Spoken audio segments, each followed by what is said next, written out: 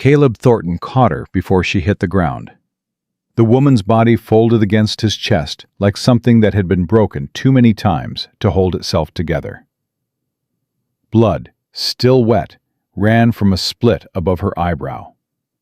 A crumpled letter fell from her fingers into the dust. He didn't know her name yet, didn't know what she'd survived to get here.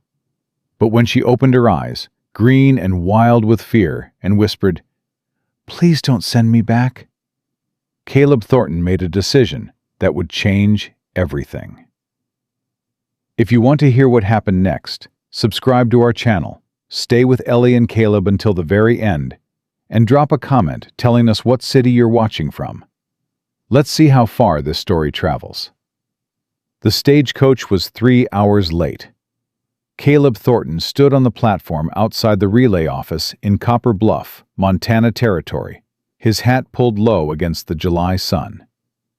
He'd been standing there since noon. His boots had worn a path in the dirt from pacing. Frank Delaney, who ran the stage line, leaned against the doorframe, picking his teeth. "Ain't like watching the roads gonna make it come faster, Thornton." "Didn't ask your opinion, Frank. Just saying, you've been out here long enough to grow roots." Frank spat into the dust. "This about that mail-order bride of yours?" Caleb's jaw tightened. "Word gets around fast in this town. Town this small? A man orders a wife from back east, folks are gonna talk." Frank grinned. "What kind of woman answers an ad from a man she ain't never met?" "The desperate kind," Caleb said quietly. "Same as the man who wrote it." That shut Frank up. Caleb pulled the advertisement clipping from his vest pocket, though he'd memorized every word months ago. Seeking honest, hard-working woman, willing to build a life in Montana Territory. Rancher, 38, widower, no children. Small homestead, honest work, quiet life. Not looking for love, looking for a partner. He'd written it during the worst of winter, when the silence in his cabin had gotten so loud he couldn't sleep. When the ghost of Sarah, dead 6 years now from the fever that swept through the valley, had stopped being a comfort and started being an accusation. "You're wasting yourself, Caleb. You're dying in inches." He'd posted the letter the next morning before he could change his mind. Then he'd spent 4 months regretting it. The reply came from a Miss Ellie Prescott of Philadelphia. Her letter was short, formal, and careful. She could cook, sew, keep a household, and tend a garden. She asked for nothing except safe passage and an honest arrangement. She did not mention love. She did not include a photograph. Something about that letter had sat with him. Not what she'd written, what she hadn't. "Dust cloud," Frank said, straightening up. "That'll be her." Caleb's stomach dropped. He took off his hat, ran a hand through his hair, put the hat back on. His hands were shaking, and he shoved them into his pockets. "What have I done?" The stagecoach rolled into Copper Bluff, trailing a column of dust that turned the afternoon light amber. The horses were lathered and blowing hard, their sides dark with sweat. The driver hauled back on the reins, and the whole rig groaned to a stop. Caleb stepped forward. The driver climbed down and yanked open the door. "Copper Bluff! End of the line!"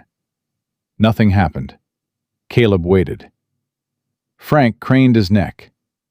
The driver looked inside and said something Caleb couldn't hear. Then a hand appeared, gripping the doorframe. Small, trembling knuckles white.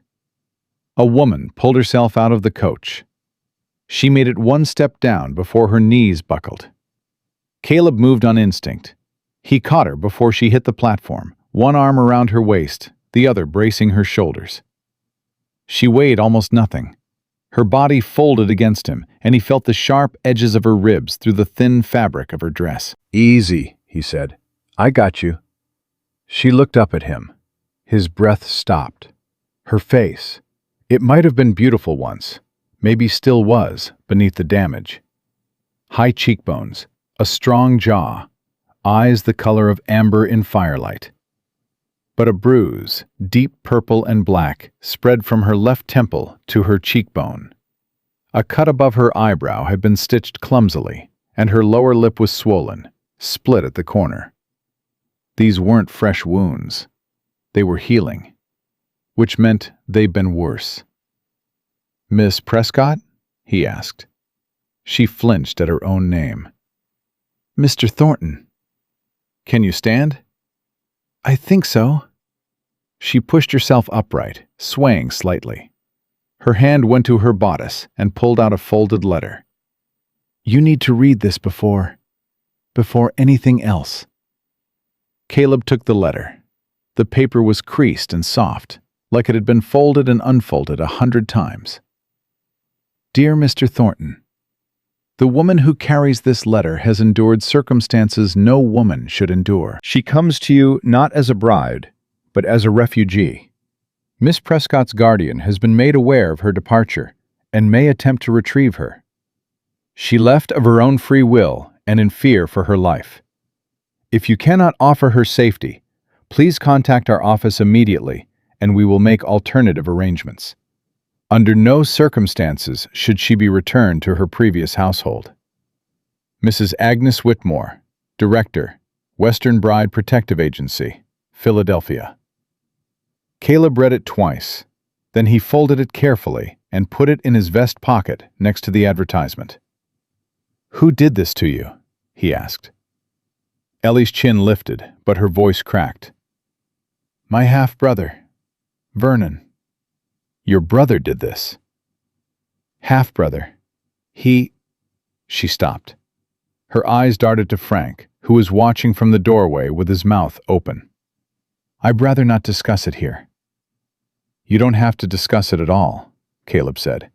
"Not now, not ever, unless you choose to." She stared at him.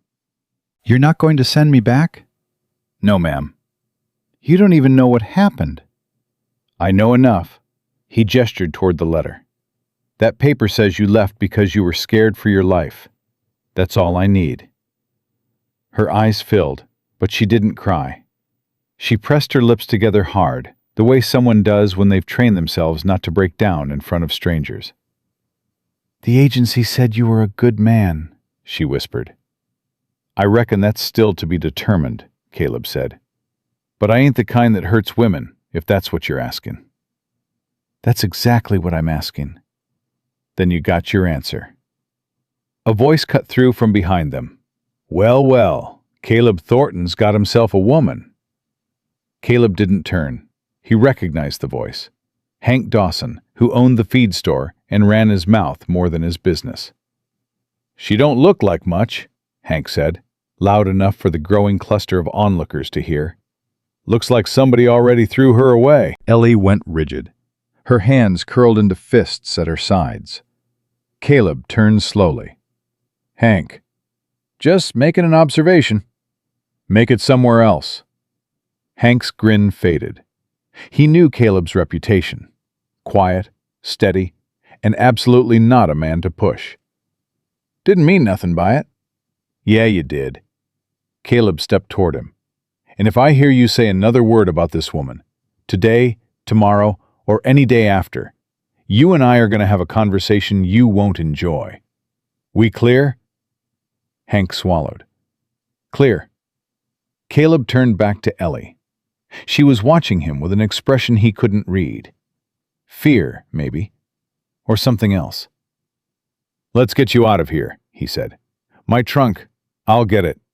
He turned to Frank. "Her trunk." Frank practically tripped over himself, pulling it off the back of the coach. "Here you go, Thornton, right here." As Caleb loaded the trunk onto his wagon, a woman stepped out of the restaurant across the street. She was broad-shouldered, gray-haired, with eyes that missed nothing. Ruth Calloway. She crossed the street with purpose, wiping her hands on her apron. "This the girl?" Ruth asked Caleb, not unkindly. "Miss Eleanor Prescott. Miss Prescott, this is Ruth Calloway. She owns the restaurant." Ruth looked at Ellie's face, and something fierce passed through her eyes. She didn't gasp. She didn't look away. She just nodded slowly, the way a woman nods when she recognizes something she's seen before. "You hungry, child?" Ellie blinked. Yes, ma'am. I haven't eaten since yesterday." "Yesterday." Ruth's voice went flat. "Caleb Thornton, this woman hasn't eaten since yesterday, and you're standing here jawing with Hank Dawson?" "I was handle it inside. Both of you, come." Ruth took Ellie's arm gently, guiding her across the street. "I got stew on the stove and biscuits just out of the oven. You eat first. Everything else can wait." Inside Ruth's restaurant, Ellie sat at a corner table, her back to the wall. Caleb noticed that. She'd chosen the seat where she could see both doors, the seat of someone used to watching for danger. Ruth brought stew, biscuits, and coffee without being asked. She set the plate down in front of Ellie, then pulled up a chair. "Eat slow," Ruth said. "Your stomach ain't used to food right now. Small bites." Ellie picked up the spoon. Her hand trembled. She took one bite, then another, and then she closed her eyes and pressed her hand to her mouth. "It's good," she whispered. "It's so good." Ruth patted her shoulder once, firm and quick, then stood. She caught Caleb's eye and jerked her head toward the kitchen. He followed her. "How bad is it?" Ruth asked, keeping her voice low. "Bad enough. She's got a letter from the bride agency.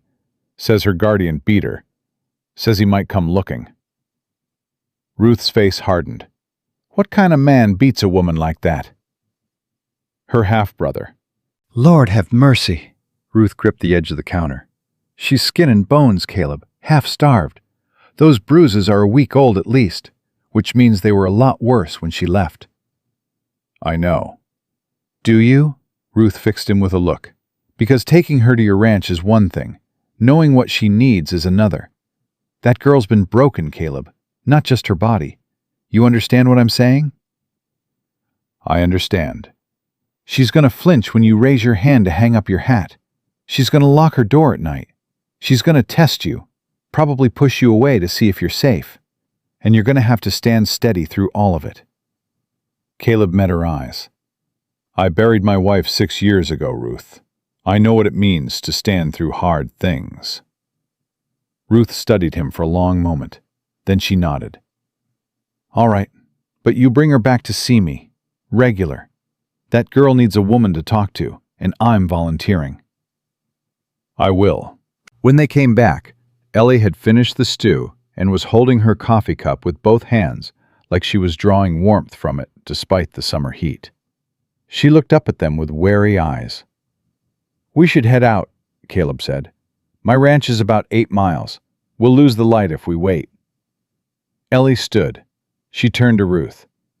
"Thank you, ma'am, for the food, and for not—" she hesitated. "For not staring." Ruth took both of Ellie's hands in hers. "You listen to me, child. Whatever happened to you, it ain't your shame to carry. You hear me? It ain't yours." Ellie's chin trembled. She nodded quickly, pulled her hands free, and walked toward the door. Caleb helped her onto the wagon. She sat straight-backed on the bench, her hands folded in her lap, her eyes forward. He climbed up beside her, took the reins, and clicked his tongue. The horses moved. They rode in silence for 2 miles. The trail wound through open grassland, the mountains rising blue and distant to the west. Caleb kept his eyes on the road and let her be. Finally, she spoke. "You haven't asked me what I did to deserve it." "Because you didn't do anything to deserve it." "Most people assume—" "I ain't most people." He glanced at her. "And whoever told you that you deserve being beaten is a liar." She was quiet for a long time. "Vernon, my half-brother, he inherited everything when our father died. The house, the money, the business. Father's will said Vernon was to be my guardian until I married." Her voice was flat, controlled, like she was reading someone else's story. "Vernon gambled most of the money away within 2 years. When creditors came, He decided I was the solution. He arranged a marriage to a man named Douglas Fairley, a business partner, 53 years old. And you refused. I refused. She touched her cheek. Vernon explained what happens to women who refuse. Caleb's hands tightened on the reins until the leather creaked. How long? How long what? How long did he hurt you? 3 years. She said it simply, without self-pity. It started small, a slap here, a shove there. I told myself it was grief, that he was struggling with father's death. But it got worse, much worse. The night I left, She stopped. You don't have to. He broke my rib. She said it like she was reporting the weather. 2, actually. The doctor at the agency said 2. He broke my ribs because I dropped a teacup. His mother's teacup. Caleb pulled the wagon to a stop. Ellie looked at him with alarm.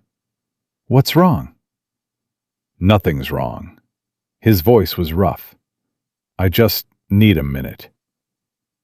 He sat there, hands on the reins, breathing slow and deliberate. The rage inside him was white hot, and he wasn't going to let her see it. She'd seen enough anger from men to last a lifetime. She didn't need his. Are you angry at me? She asked quietly. No, Ellie. He turned to her. I'm angry for you. There's a difference. She tilted her head, studying him like she was trying to solve a puzzle. You're a strange man, Mr. Thornton. Caleb. Caleb. She tested the name. You're a strange man, Caleb. So I've been told.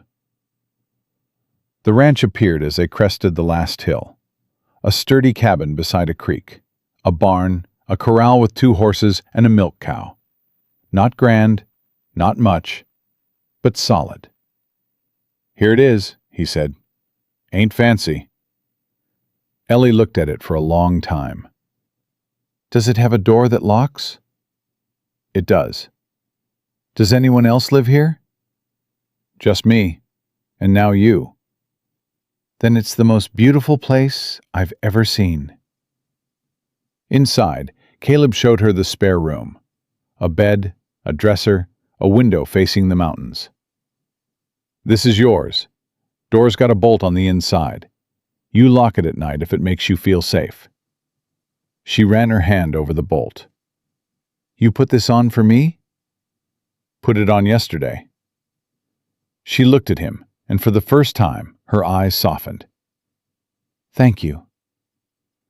There's one more thing, Caleb said. He reached behind the dresser and pulled out a small pistol, a Colt pocket revolver. This is loaded. You keep it in your nightstand. Ellie stared at the gun. You're giving me a weapon? I'm giving you a choice. Any man comes through that door without your permission. You have the right to stop him, including me. Including you. Including me. She took the gun. Her hands didn't tremble this time. She checked the cylinder like someone who'd seen it done before, then placed it carefully in the nightstand drawer. My father taught me to shoot when I was 12, she said. Vernon sold all the guns after father died. Of course he did, Caleb said, his voice dark. A man like that don't want a woman who can fight back. No, Ellie agreed. He doesn't. They had supper that evening in near silence. Caleb had made beans and cornbread. Nothing special, but Ellie ate every bite. He noticed she ate fast, hunched over her plate, guarding her food with her forearm. You could have read that letter and put me right back on the coach. Caleb leaned against the counter. 6 years ago, my wife died. Fever took her in 3 days. I couldn't do a damn thing about it. Couldn't save her. Couldn't help her. Just watched her go. He paused. I swore I'd never be useless again.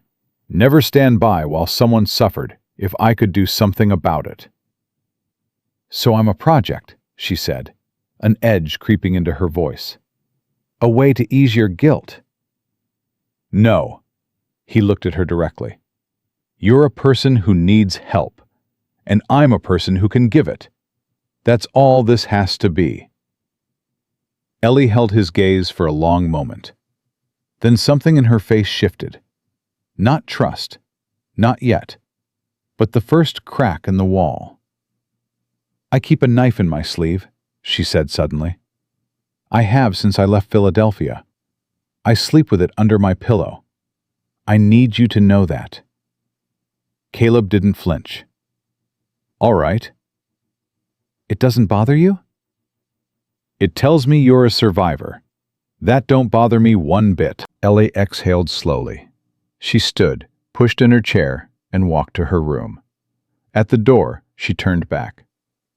Good night, Caleb. Good night, Ellie. She stepped inside. He heard the bolt slide shut. Then, silence. Caleb stood in the kitchen for a long time, listening to the creak outside and the settling of the cabin around him. He thought about the bruises on her face, the ribs her own brother had broken, the knife she kept in her sleeve because the world had taught her that safety was something you carried, not something you were given.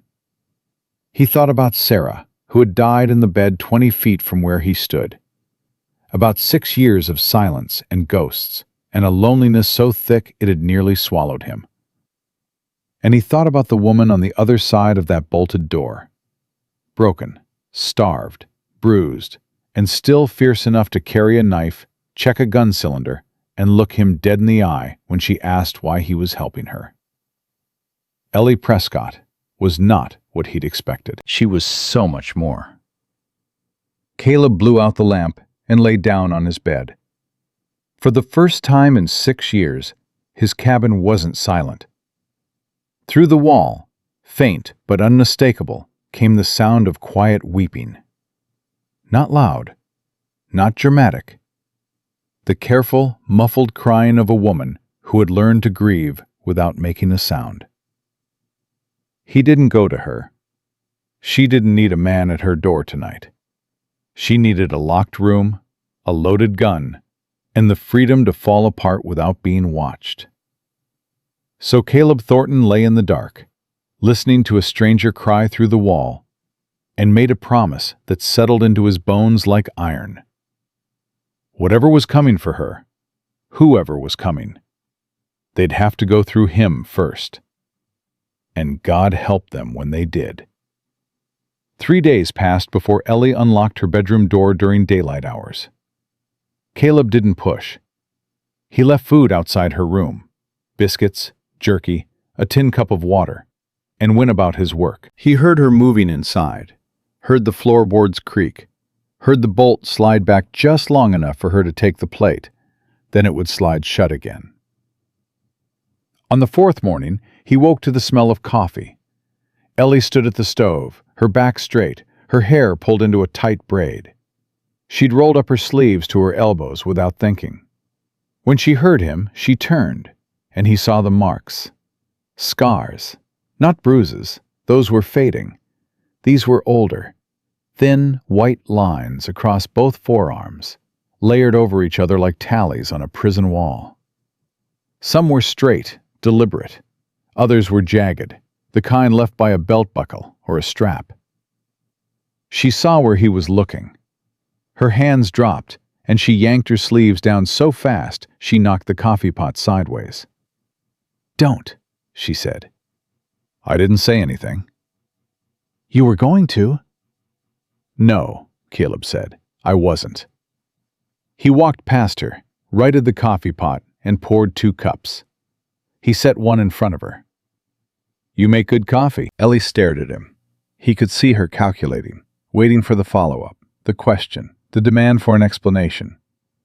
When it didn't come, something in her shoulders loosened by half an inch. "My mother taught me," she said finally. "She said bad coffee was a sin worse than lying." "Smart woman." "She was."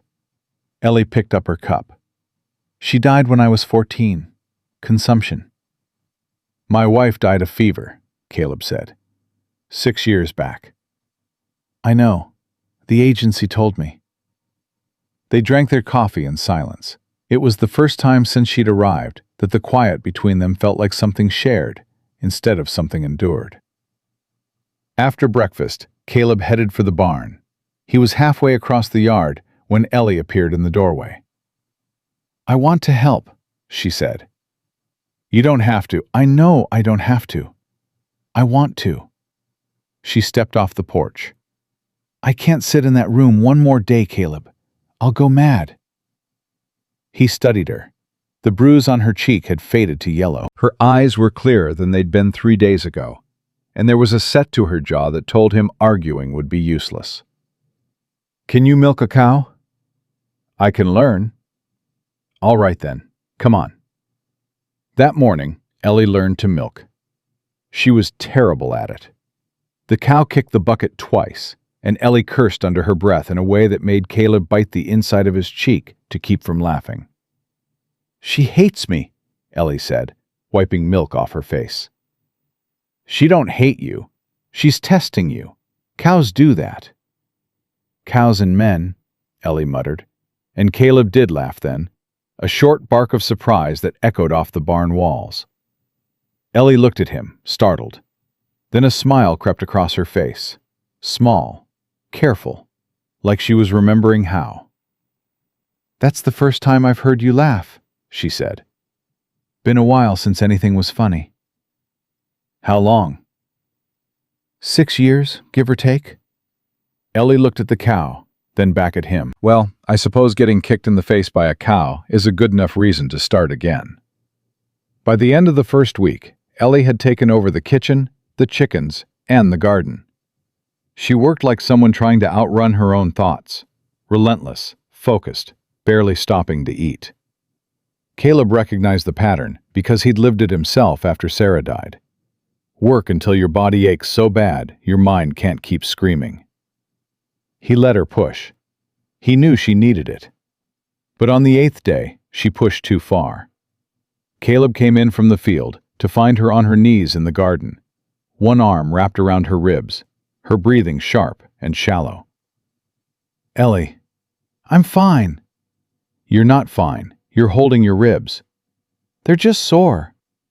The ones your brother broke? She flinched. They're healing. Have they been looked at? Properly? The agency doctor, that was weeks ago. Caleb crouched beside her. We've got a doctor here, Doc Bridges. He drinks more than he ought to. But his hands are steady, and he knows what he's doing. I don't need a doctor. Ellie, I said I don't need, and I'm saying those ribs ain't healed right if you're still doubled over after pulling weeds. His voice was firm, but not hard.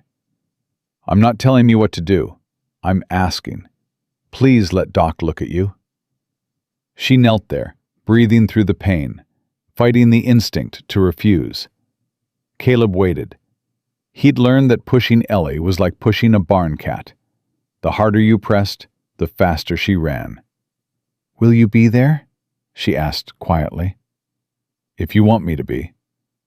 I don't want to be alone with a man I don't know. Then I'll be there.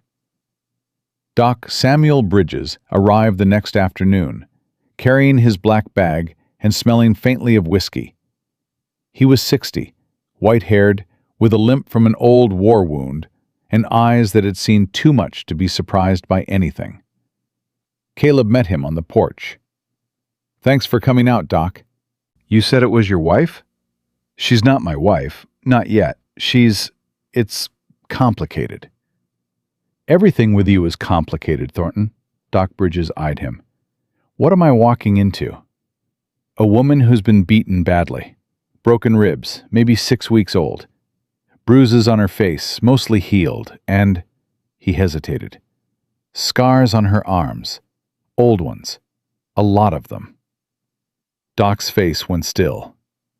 Who did it? Her half-brother back east.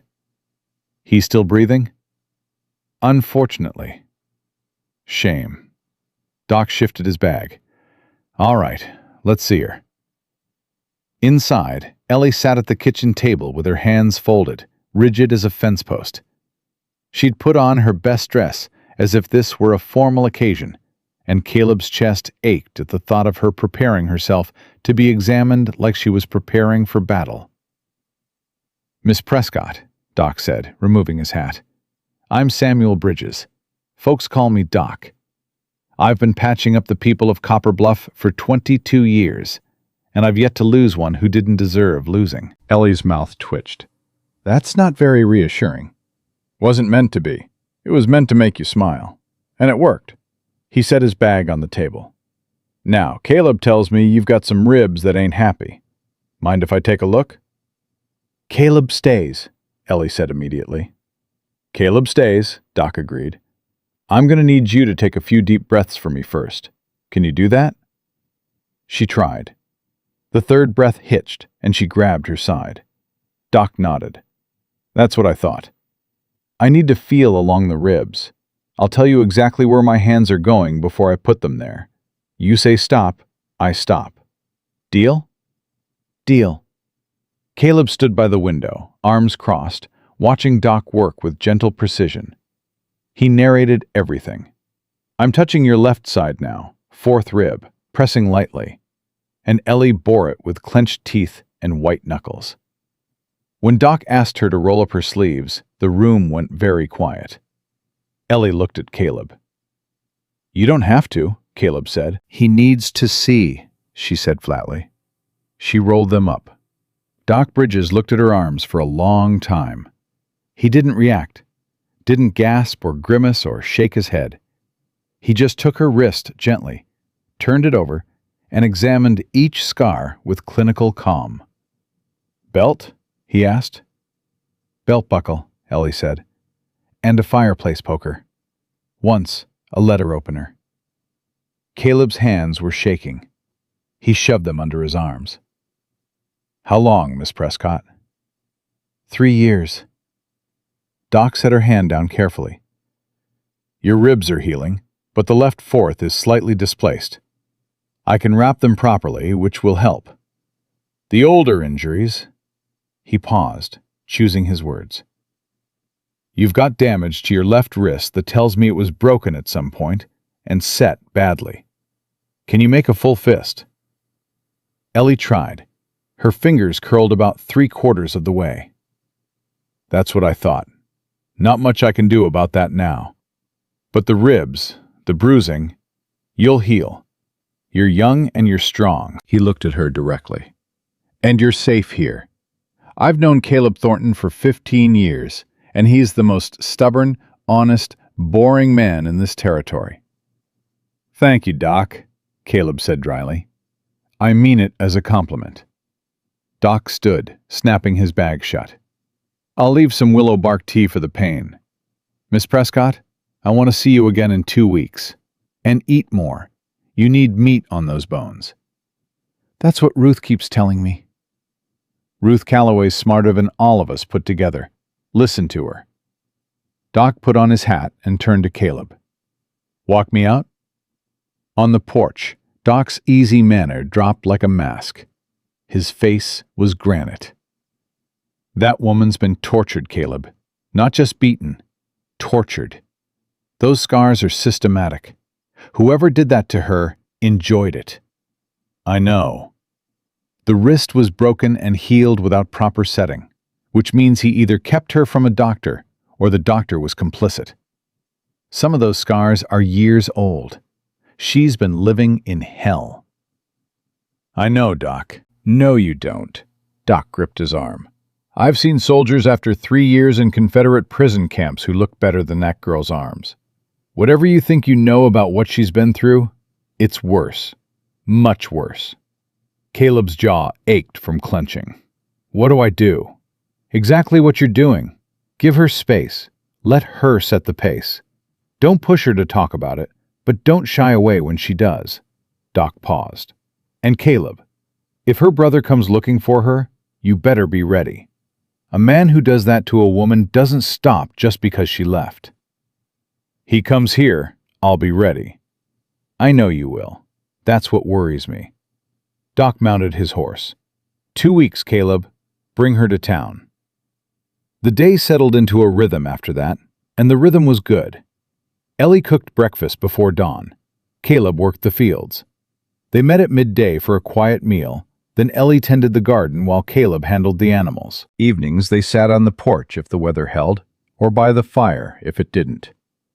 They talked more now. Not about the past. That subject sat between them like a sleeping animal neither wanted to wake. But about the present. The garden, the animals, the weather.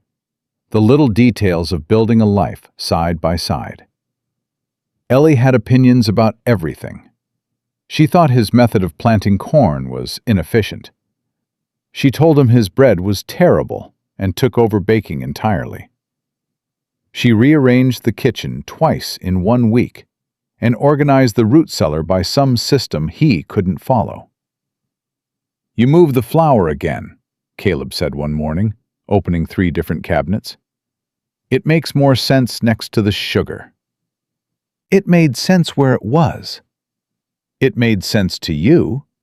You also think socks belong in the kitchen drawer."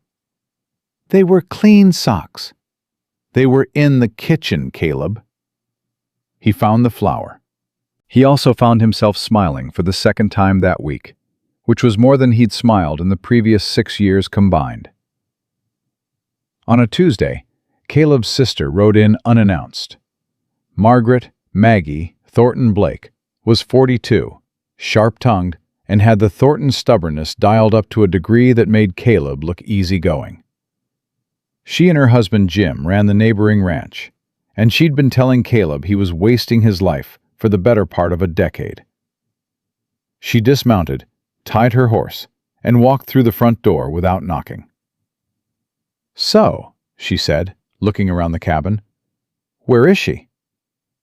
"Hello to you too, Maggie." "Don't hello me. The whole territory's been talking for 2 weeks about Caleb Thornton's mail-order bride, and I have to hear it from Hank Dawson at the feed store." She put her hands on her hips. "Hank Dawson, Caleb." "I was going to tell you." "When? Christmas?" Ellie appeared in the doorway of her room, drawn by the commotion. She took one look at Maggie and went very still. Maggie turned. Her eyes swept over Ellie, the fading bruises, the thin frame, the wary stance, and her expression shifted from indignation to something softer. Not pity, recognition. "You must be Eleanor," Maggie said. "Ellie." Her voice was guarded. "Ellie, then. I'm Maggie, Caleb's sister. He didn't tell you about me, did he?" "He mentioned a sister. He said you were—" Ellie glanced at Caleb. "Persistent." "That's the polite version of what he said, I'm sure." Maggie crossed the room and extended her hand. Not for a handshake. She took Ellie's hand in both of hers and held it. "Welcome to Montana, Ellie. I hope my brother's been treating you decently." "He has. Very much so." "Good, because if he hasn't, I'll beat him senseless myself." Maggie squeezed her hand and let go. "Now, I brought pie. Caleb can't bake to save his life, and I figured you could use some proper food." Over pie and coffee, Maggie talked enough for all 3 of them. She told stories about growing up on the Thornton family homestead, about Caleb as a stubborn boy who once refused to come inside during a blizzard because he'd promised his horse he'd sleep in the barn. Ellie listened with wide eyes, and Caleb sat red-faced, grumbling into his coffee. "He was always like this," Maggie said, leaning toward Ellie. "Quiet, stubborn, loyal to a fault. After Sarah died, he just shut down. Stopped coming to Sunday dinner. Stopped talking to anyone. I thought he was going to disappear into this cabin and never come out." "Maggie," Caleb warned. "She deserves to know who she's living with," Maggie said firmly. 6 years, Ellie. 6 years he's been out here alone, punishing himself for something that wasn't his fault. The fever took half the valley that winter. but Caleb decided it was his personal failure because he couldn't save one woman. The room went quiet. Caleb stared at the table. "I understand that kind of guilt," Ellie said softly. "The kind where you know it's not rational, but it lives in you anyway." Caleb looked up. Their eyes met. "Yeah," he said roughly. "That's exactly what it is."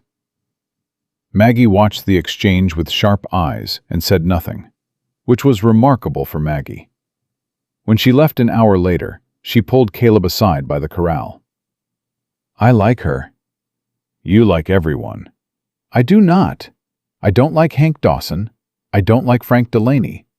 And I didn't like Sarah much when you first brought her home either, though I came around." She fixed him with the Thornton stare. "That woman in there isn't broken, Caleb. She's bent. There's a difference. And she's already straightening up." "I know." "Do you? Because I see the way you look at her. And I see the way she looks at you when you're not watching." Maggie poked his chest. "Don't you dare close yourself off again. Don't you dare use Sarah's memory as an excuse to keep that woman at arm's length." "It's not like that." "It's exactly like that. You're terrified of caring about someone because the last person you cared about died. And she's terrified of trusting someone because the last person she trusted beat her half to death. You're both hiding behind your wounds like they're shields." She softened. "Let her in, Caleb, and let yourself out." She mounted her horse and rode off before he could answer, which was also typical Maggie. That evening, Caleb sat on the porch cleaning his rifle. Ellie came out and sat beside him, closer than she'd ever sat before. Not touching, but close enough that he could feel the warmth of her. "Your sister's a force," she said. "That's one word for it." "She loves you very much." "She's got a funny way of showing it." Ellie watched him work the rifle for a while. "Caleb, I want to learn." "Learn what?" "To shoot. Properly. I told you my father taught me when I was a girl, but that was a long time ago. If Vernon comes—" She paused. "I don't want to be helpless again." Caleb set the rifle down. "You sure?" "I'm sure. We start tomorrow." The next morning, Caleb set up tin cans on fence posts along the far edge of the property. He brought out 2 guns, his Winchester rifle, and the Colt pocket revolver he'd given her. "We start with the pistol," he said. "It's what you'll carry. Rifles for distance." He showed her the stance, the grip, the breathing. She listened with fierce concentration, absorbing everything. "Both hands," he said. "Steady. Don't yank the trigger. Squeeze it, like you're closing your hand, real slow." Ellie raised the pistol. Her first shot went wide by 3 feet. Again. Her second shot hit dirt. Again. Third shot clipped the fence post. Fourth shot knocked a can sideways. "Good," Caleb said. "I missed." "You hit the post." "I was aiming for the can." "And now you know where your aim pulls. Adjust." Again. She fired again. The can spun off the post and landed in the grass. Ellie lowered the gun. Her hands were shaking, but her eyes were blazing. "Again," she said. They practiced for an hour. By the end, Ellie was hitting 3 out of 5 cans consistently. She was a natural. Her father had taught her well, and muscle memory was a powerful thing. But it was the last shot that changed everything. Caleb was standing behind her, adjusting her elbow, when his hand brushed her waist. Ellie went rigid. Every muscle locked. Her breathing stopped. Caleb pulled his hand back like he'd touched a hot stove. "Sorry, I'm sorry I didn't—" "No." Ellie exhaled shakily. "No, you startled me, that's all. I should have asked before I—" "Caleb." She turned to face him. They were standing close. Too close, maybe, but neither moved. "It wasn't you. It's never been you. It's just, my body remembers things my mind is trying to forget." "I understand." "Do you?" "More than you think." He held her gaze. "After Sarah died, I couldn't sleep in our bed for 2 years. My body remembered her being there. The empty space was louder than any sound." Ellie's eyes searched his face. "We're a pair, aren't we? Both carrying ghosts." "Reckon we are." She reached out slowly, deliberately, and put her hand on his forearm. It was the first time she'd touched him voluntarily. Her fingers were warm and calloused from a week of garden work. "Thank you for teaching me," she said. "You're a good shot." "I mean, thank you for all of it. The room, the gun, the bolt on the door, the fact that you haven't once tried to touch me without permission." Her voice dropped. "You have no idea how rare that is." "It shouldn't be rare." "No, it shouldn't. But it is." She held his arm for a moment longer, then let go and walked back toward the cabin. At the door, she stopped. "Caleb?" "Yeah?" "I unlocked my door last night, for the first time since I got here." She went inside before he could respond. Caleb stood in the yard, the sun warm on his face, the pistol still in his hand, and felt something crack open inside his chest that had been sealed shut for 6 years. The following Saturday, they rode into Copper Bluff for supplies. Word had spread about Caleb's bride. It always did in a town this small. And people watched as they pulled up to the general store.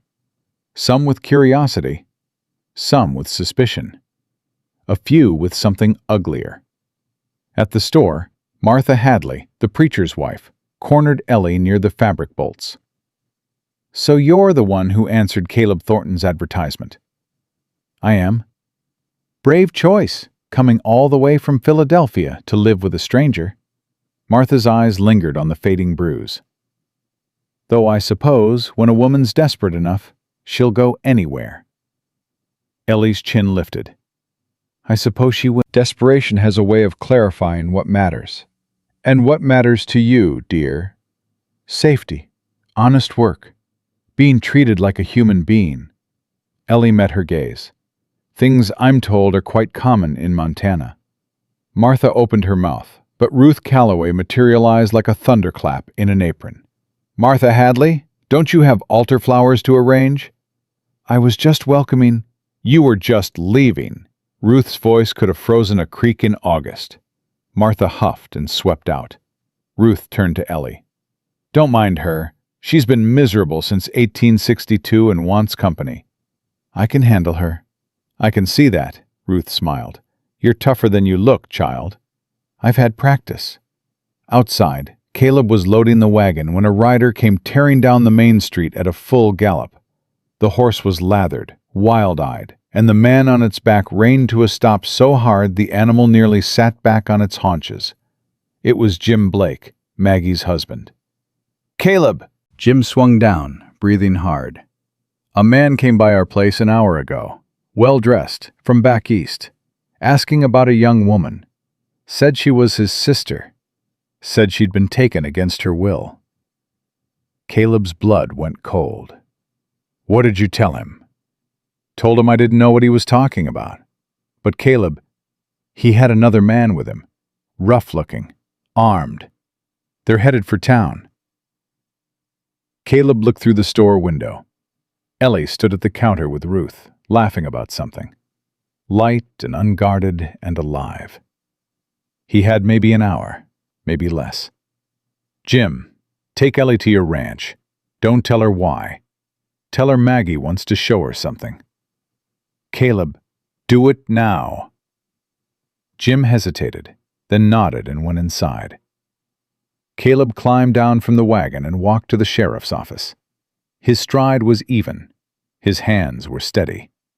But inside his chest, a fury was building that he hadn't felt since the day he'd buried his wife and put his fist through the cabin wall. Vernon Prescott was coming.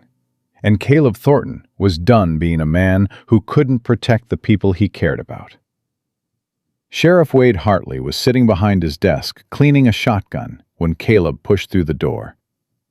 Hartley was 50, lean as rawhide, with a silver mustache and the kind of eyes that had seen men at their worst and still chose to believe in the law. He'd been a U.S. Marshal before his knee gave out, and he ran Copper Bluff with a quiet authority that most folks had the good sense not to test. "Thornton," Hartley said without looking up, "you look like a man about to do something stupid. There's a man coming into town, maybe already here, well-dressed from back east, traveling with hired muscle. He's looking for Ellie." Hartley set the shotgun down. "Her brother?" "Half-brother. Vernon Prescott.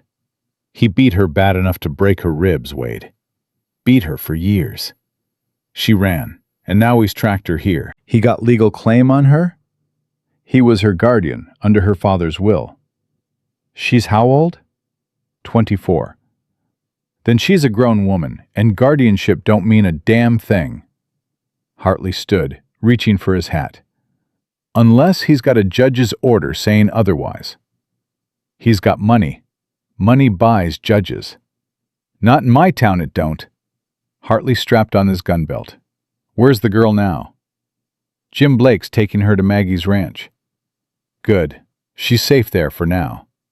Hartley walked to the window and looked down the street. "You said he's got someone with him. What kind of someone?" "Jim said rough-looking, armed. A hired gun. That's my guess." Hartley turned back to Caleb. "I want you to hear me clearly, Thornton. Whatever happens, you let me handle this. I know you're angry. I know you want to tear this man apart. But if you put your hands on him, he's the one with legal standing, and you're the one in my jail. Understand?" "I understand." "Do you? Because your fists are clenched so hard your knuckles are white." Caleb forced his hands open. "I understand, Wade. All right, let's go see what we're dealing with." They didn't have to wait long. 2 riders appeared at the south end of town 15 minutes later. The first was a man in a dark suit, clean-shaven, with the kind of face that might have been handsome if it weren't so sharp. He rode like a man who'd learned in a park, not on a trail. Everything about him screamed money and contempt. The second man was built like a freight wagon, thick-necked, unshaved, wearing a long duster despite the summer heat. A Schofield revolver hung low on his hip, tied down gunfighter style. His eyes swept the street with the dead calm of a man accustomed to violence. They tied up outside the saloon. The well-dressed man brushed dust off his sleeve and looked around Copper Bluff like a man inspecting something he'd already decided to buy. "That him?" Hartley asked. "Never met him, but I know it in my gut." "Stay behind me." They crossed the street. Hartley's badge caught the light, and the well-dressed man noticed it immediately. He smiled, the kind of smile that never reached the eyes. "Sheriff, good afternoon. My name is Vernon Prescott of Philadelphia. This is my associate, Mr. Silas Cobb." He produced a calling card with a little flourish. "I'm here on a family matter." "I know why you're here, Mr. Prescott." Vernon's smile flickered. "News travels fast." "Small town. What do you want?" "My sister, half-sister to be precise. Eleanor Prescott. She left Philadelphia some weeks ago under circumstances I'd rather not air publicly. She's young, impressionable, and I'm afraid she's been taken advantage of by an unscrupulous mail-order bride operation." "Taken advantage of," Caleb repeated. Vernon's eyes shifted to him. "I'm sorry, and you are?" "Caleb Thornton, the man she came to." Something moved behind Vernon's polished expression, a flicker of calculation, reassessment. He looked Caleb up and down with undisguised contempt. "Ah, the rancher," Vernon's lip curled. "The man who purchased my sister from a catalog." "I didn't purchase anyone. She came of her own free will." "She's a disturbed young woman, Mr. Thornton. She's suffered episodes of hysteria since our father's death. She invents stories, makes wild accusations. I've been responsible for her care, and I'm here to take her home." "Home?" Caleb stepped forward. Hartley's arm came up, blocking him. "You call what you did to her care?" Vernon's face didn't change. "I don't know what she's told you, but Eleanor has a history of self-harm. Those injuries she's carrying, she inflicted them on herself. It's part of her condition." "She broke her own ribs," Caleb said flatly. "She threw herself down a staircase. I had 3 witnesses. 3 witnesses you paid." "Careful, Mr. Thornton." Vernon's voice went cold. "Slander is a serious matter." Hartley stepped between them. "Mr. Prescott, the woman is 24 years old. She's in Montana territory of her own volition. Whatever guardianship arrangement you had back east doesn't carry legal weight here." Vernon reached into his jacket and produced a folded document. "On the contrary, Sheriff, I have a court order from the Commonwealth of Pennsylvania declaring Eleanor Prescott mentally incompetent and placing her under my permanent guardianship. Signed by Judge Harold Whitfield of the Philadelphia County Court." He held it out. "It carries weight everywhere." Hartley took the document. He read it slowly, his face betraying nothing. Caleb's stomach dropped. "Wade, give me a minute." Hartley read it again. "This says she was declared incompetent in March of this year." "Correct, 2 months before she disappeared." "Convenient timing," Caleb said. "The timing was dictated by her escalating episodes. I acted out of concern for her well-being." Hartley folded the document. "This may or may not hold up in Montana territory, Mr. Prescott. Federal territories have their own jurisdictions. I'll need to send this to the territorial judge in Helena for review." "And how long will that take?" "Could be a week, could be a month." Vernon's composure cracked for the first time. "A month? Sheriff, my sister is living with a stranger, a man she's known for barely 3 weeks. Surely you can appreciate—" "What I appreciate," Hartley said, cutting him off, "is that a woman showed up in my town with bruises on her face and broken ribs, and now the man she says did it is standing in front of me with a piece of paper saying she's crazy." He tucked the document into his vest. "I'll hold on to this. In the meantime, you're welcome to stay in Copper Bluff, but you will not approach Miss Prescott. You will not go near Thornton's ranch, and if I catch your associate here causing trouble, I'll put him in a cell so fast he'll think he was born there." Silas Cobb spoke for the first time. His voice was low and gravelly. "You threatening me, Sheriff? I'm informing you. There's a difference, though men like you don't usually know it." Cobb stared at Hartley with flat, empty eyes. Then he smiled. "Whatever you say, Sheriff." Vernon straightened his jacket. "Very well, we'll wait, but I trust this matter will be resolved promptly. I've come a very long way." "So did she," Caleb said, "running from you." Vernon looked at him, and in that look, Caleb saw it. The real man behind the polished mask. Cold, calculating, possessive. The kind of man who didn't see people, only property. "You don't know my sister, Mr. Thornton," Vernon said softly. "You know the story she's told you, and Eleanor has always been a very good storyteller." They turned and walked into the saloon. The doors swung shut behind them. Caleb's hands were trembling. "That court order, Wade." "It's a problem," Hartley admitted. "If it's legitimate, it gives him legal standing to take her back." "It's not legitimate. He bought that judge." "Maybe. Probably. But proving that takes time and lawyers, neither of which grows on trees in Montana. So what do we do?" Hartley looked at him squarely. "There's one thing that overrides a guardianship order, even from back east." "What?" "Marriage. A married woman falls under her husband's household. If she's your wife, Prescott's guardianship is void." Caleb went still. She's not ready for that. Then she better get ready, because that paper he's carrying is the only weapon he needs, and right now he's got it, and we don't. Caleb rode hard to Maggie's ranch. The sun was dropping low, throwing long shadows across the trail, and every mile felt like 10. His mind churned through every word Vernon had spoken, every calculated smile, every poisoned lie. She inflicted them on herself. The fury in Caleb's chest burned so hot he could barely breathe. He found Ellie on Maggie's porch, shelling peas with his sister. She looked up when he rode in, and the moment she saw his face, the color drained from hers. "He's here," she said. Not a question. Caleb dismounted. "He's here. Got a man with him. Armed." Ellie's hands stopped moving. The bowl of peas sat forgotten in her lap. "Did he have papers?" "A court order. Says you're mentally incompetent. Signed by a judge in Philadelphia." Ellie closed her eyes. "Judge Whitfield." "You knew about this?" "Vernon threatened it for months. Told me if I ever tried to leave, he'd have me committed. I didn't think he'd actually—" She pressed her hand to her mouth. "He told the judge I was hysterical, that I harmed myself, that I invented stories."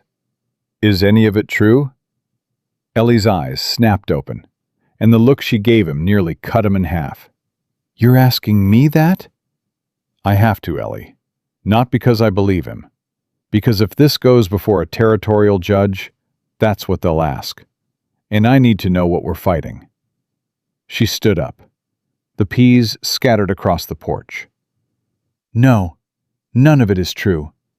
Every scar on my body was put there by Vernon Prescott.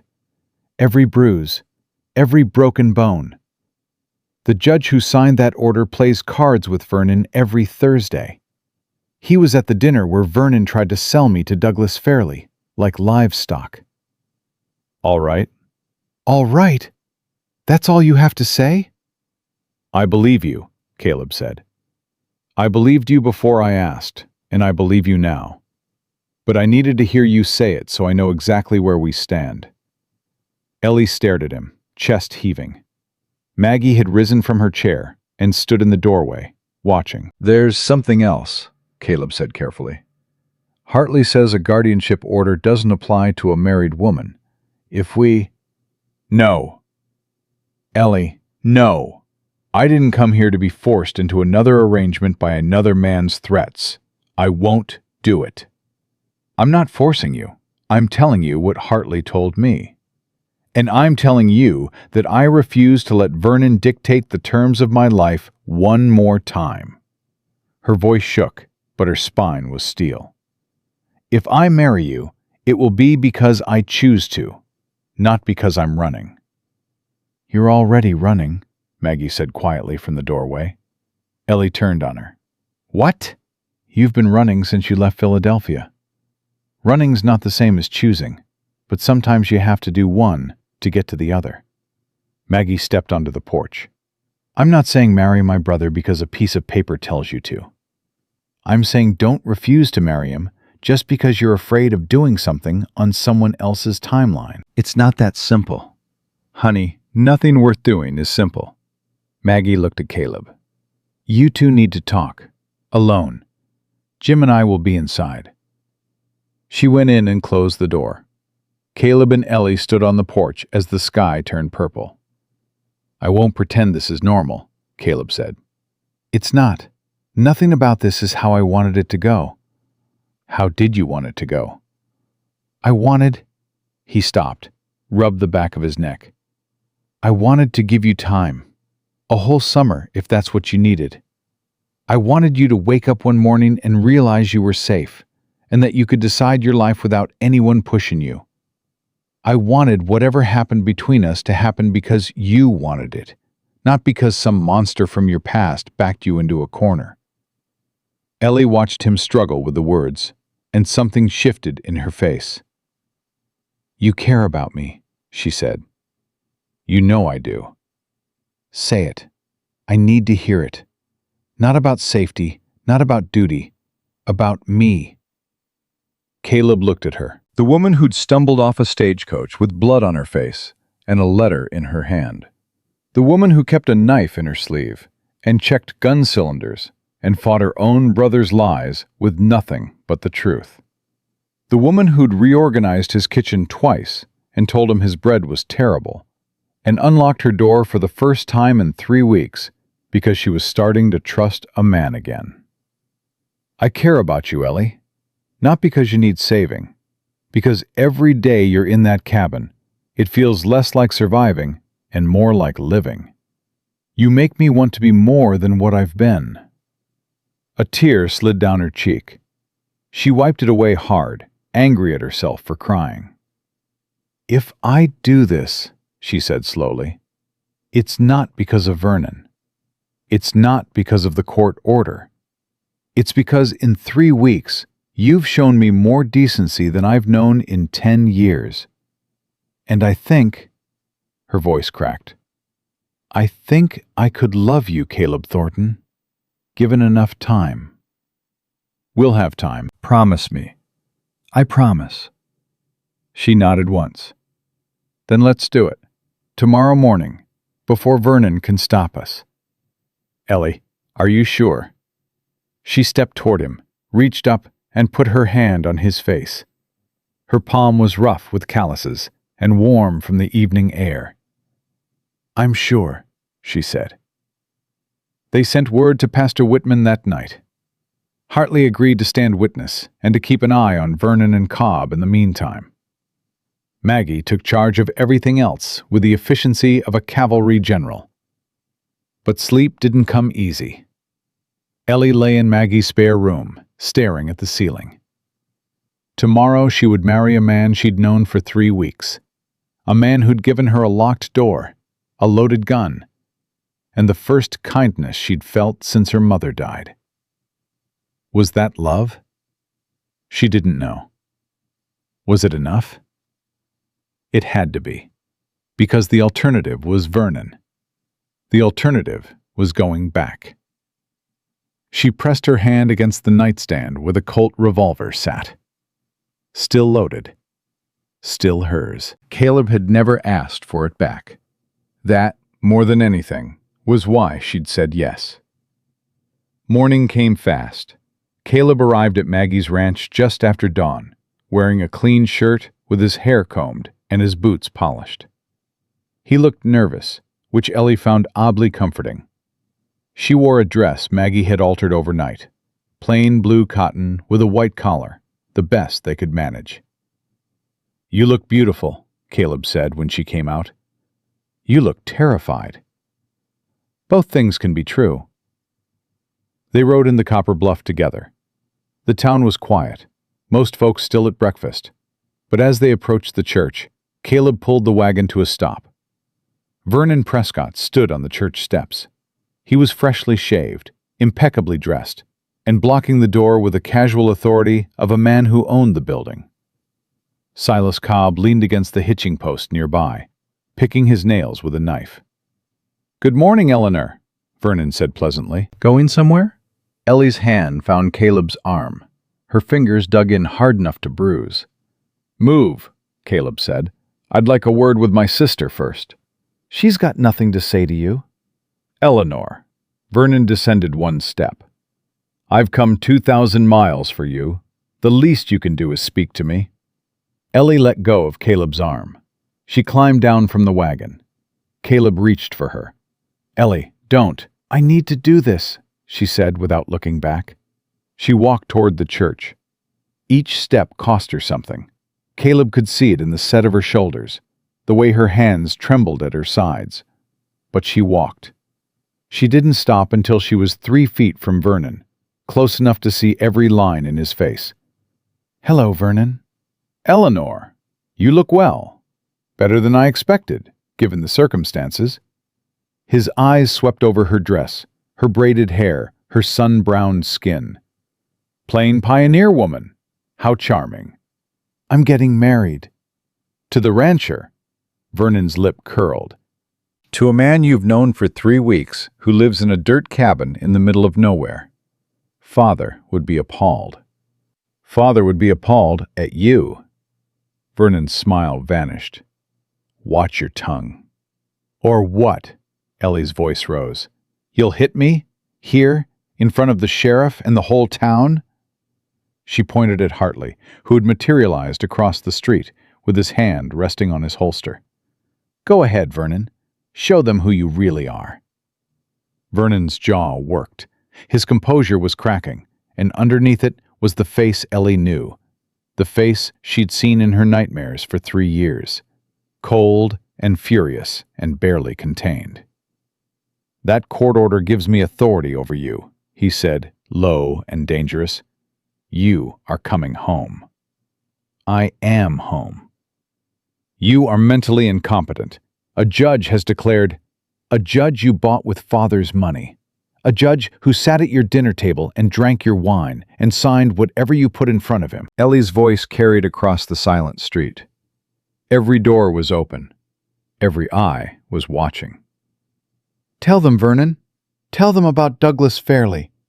Tell them about the man you tried to sell me to so you could cover your gambling debts. Vernon's face went white. You lying... Tell them about the belt buckle, Ellie said, and her voice broke, but she kept going. Tell them about the fireplace poker. Tell them about the night you broke my ribs because I dropped a teacup. She's hysterical, Vernon said loudly, turning to the growing crowd. This is exactly what I've been... Show them your hands, Vernon. He froze. Show them your hands. The right one. The knuckles. Show them the scars from my teeth when I bit you trying to get away the night I left Philadelphia. Every person on the street looked at Vernon's hands. He shoved them in his pockets, but not before Caleb saw it. The right hand, scarred across the knuckles, fresh enough to still be pink. That's enough, Vernon hissed. Cobb, Silas Cobb, straightened up from the hitching post and took one step forward. The click of a hammer being pulled back stopped him dead. Sheriff Hartley stood in the street, his revolver drawn and leveled at Cobb's chest. Mr. Cobb, Hartley said calmly, I strongly recommend you lean back against that post and stay there. Cobb measured the distance, measured the sheriff, made a calculation, and leaned back. This isn't over, Eleanor, Vernon said. His voice was shaking with rage. That court order is valid. I'll have the territorial judge here within a week, and when he rules in my favor, you'll come back to Philadelphia if I have to drag you. Ellie looked at her half-brother, the man who'd controlled her, beaten her, starved her, broken her bones and called it care. The man who'd stolen her inheritance, sold her body to pay his debts, and then told a judge she was crazy. She looked at him, and she was not afraid. No, Vernon, she said quietly. I won't. She turned her back on him and walked to the church door. Pastor Whitman stood inside, Bible in hand, looking nervous but resolute. Maggie was there, and Jim, and Ruth Calloway, who had closed her restaurant for the first time in 12 years. Doc Bridges sat in the back pew, stone-sober and grim-faced. Caleb was waiting at the altar. Ellie walked down the aisle of that small church, and with every step, she felt the weight of 3 years of terror lifting off her shoulders. Not gone, not yet, but lighter, so much lighter. She took Caleb's hand. His grip was warm and steady and sure. You all right? He whispered. I just told my brother to go to hell in front of the whole town. I noticed. I think I'm going to shake for about 3 hours. I'll hold you up. Pastor Whitman cleared his throat. Shall we begin? The ceremony was short. No music, no flowers, no grand declarations. Just 2 people standing in a beam of dusty sunlight, speaking vows they meant with every breath. When the pastor said, You may kiss the bride, Caleb looked at Ellie. Only if you... She kissed him. Quick, soft, fierce. And when she pulled back, she was smiling through tears. "Mrs. Thornton?" he said. "Mr. Thornton," she replied. Ruth Calloway blew her nose loud enough to rattle the windows. Doc Bridges stood up and clapped once, hard. Maggie was crying openly and pretending she wasn't. They signed the paper, the marriage certificate that made it legal, binding, and beyond Vernon Prescott's reach. Hartley witnessed it, stamped it, and tucked a copy into his vest. "It's done," Hartley said. "He can waive that court order until his arm falls off. She's your wife. His guardianship is void." They walked out of the church together, husband and wife, into the bright morning light. The street was lined with people. Some nodded, some smiled. Martha Hadley pursed her lips, but said nothing. Vernon was gone. So was Cobb. "Where did they go?" Caleb asked Hartley. "Saloon. Prescott looked like a man who just lost a poker hand." Hartley paused. "But Caleb, a man like that doesn't fold easy. He'll try something else. Watch your back." "I will." Caleb helped Ellie onto the wagon. She was trembling, just like she'd predicted, the adrenaline burning off and leaving her shaky and pale. He wrapped his coat around her shoulders. "You were the bravest person I've ever seen back there," he said. "I was terrified." "That's what brave means." She leaned against him as the wagon rolled out of town. Her hand found his on the reins, and she held it all the way home. That night, Ellie didn't go to her room. She sat at the kitchen table with Caleb, drinking coffee that had gone cold an hour ago, neither of them willing to break the silence that held them together. "He's not going to stop," she finally said. "No. He'll come for me. For us. He'll find a way." "Let him try." "Caleb, you don't know him like I do. He's patient. He's cruel. And he doesn't lose." "He's already lost," Caleb said. "He just hasn't figured it out yet." Ellie looked at the marriage certificate lying on the table between them, her name next to his. Legal. Permanent. Real. "I don't regret it," she said. "Neither do I. But I need you to know something." She met his eyes. "I didn't marry you because of Vernon. I married you because when I was standing on those church steps, and I felt the fear trying to swallow me whole, the only thing that kept me moving forward was knowing you were waiting inside." Caleb reached across the table and took her hand. He didn't speak. Some things didn't need words. Ellie stood. She walked around the table, bent down, and kissed him. Not the quick, fierce kiss from the church. Slow. Deliberate. A choice made freely, without fear, without obligation, without a single shadow hanging over it. When she pulled back, she whispered, "Good night, husband." "Good night, wife." She went to her room. The bolt didn't slide. Caleb sat at the table for a long time, his hand still warm from hers, listening to the silence of a cabin that wasn't silent anymore. Outside, somewhere in Copper Bluff, a man with scarred knuckles was planning his next move. But inside this cabin, in this moment, there was only peace. And Caleb Thornton held onto it with everything he had. Because he knew it wouldn't last. 2 days passed without a word from Vernon Prescott. No rider on the trail. No message from town. Nothing but silence. And Caleb trusted that silence about as much as he trusted a rattlesnake lying still in the shade. He kept the Winchester by the front door and the shotgun by the back. He rode the perimeter of his property every morning before dawn and every evening before dark, Ellie noticed. She didn't say anything. She just started keeping the Colt in her apron pocket instead of the nightstand. On the third morning, Caleb came in from the barn to find Ellie standing at the kitchen table with a piece of paper in her hand. Her face was the color of ash. "What is it?" She held it out. Her hand was steady, but her voice wasn't. "It was nailed to the chicken coop." Caleb took the paper. Block letters, written in charcoal. "You belong to me." A piece of paper doesn't change that. "I'll be seeing you soon, Eleanor." Caleb's vision went red at the edges. He was here, on our land. Last night, while we were sleeping. That means Cobb was here too. Caleb looked at her. "Did you hear anything?"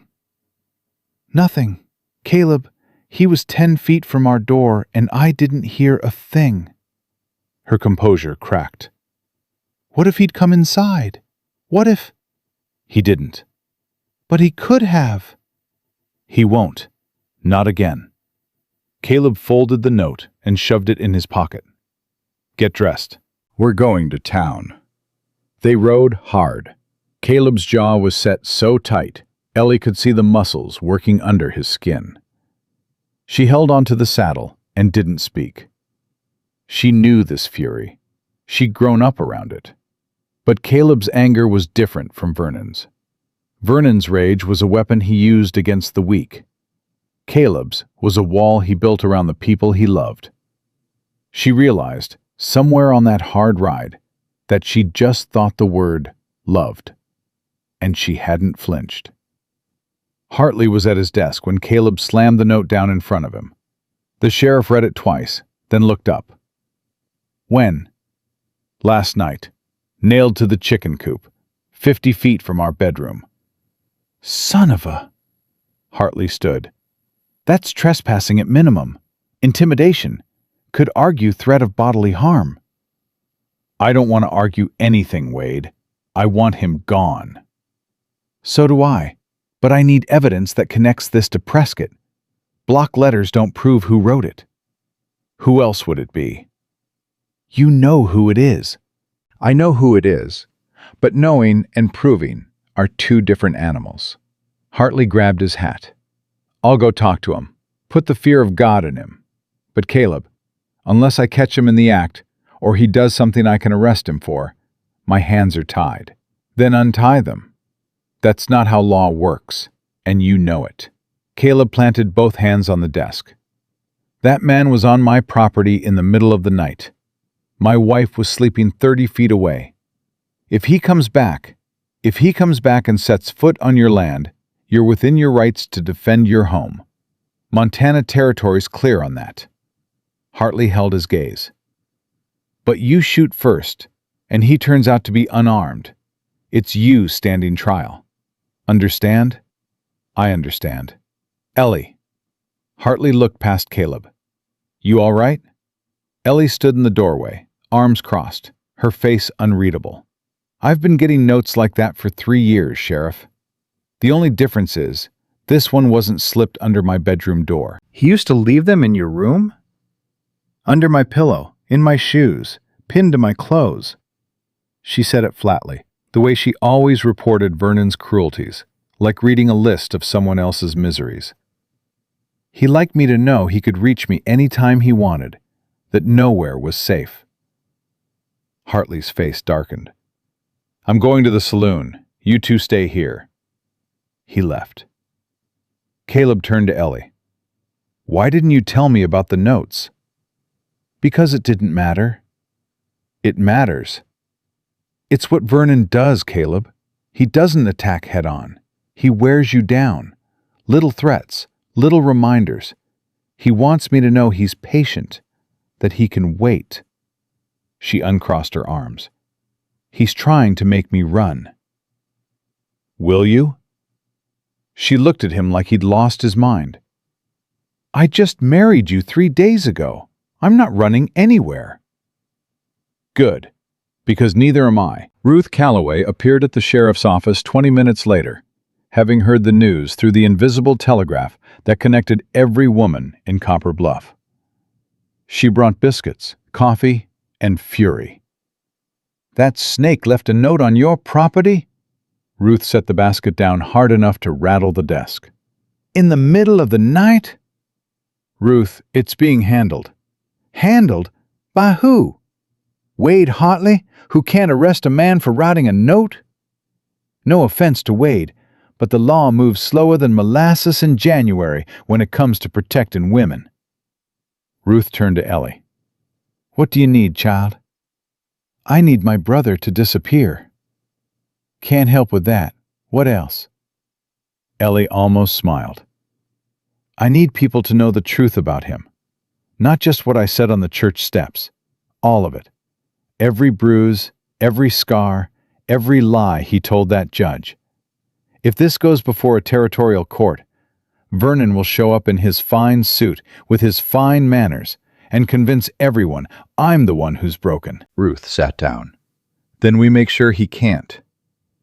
"How?" "Doc Bridges examined you.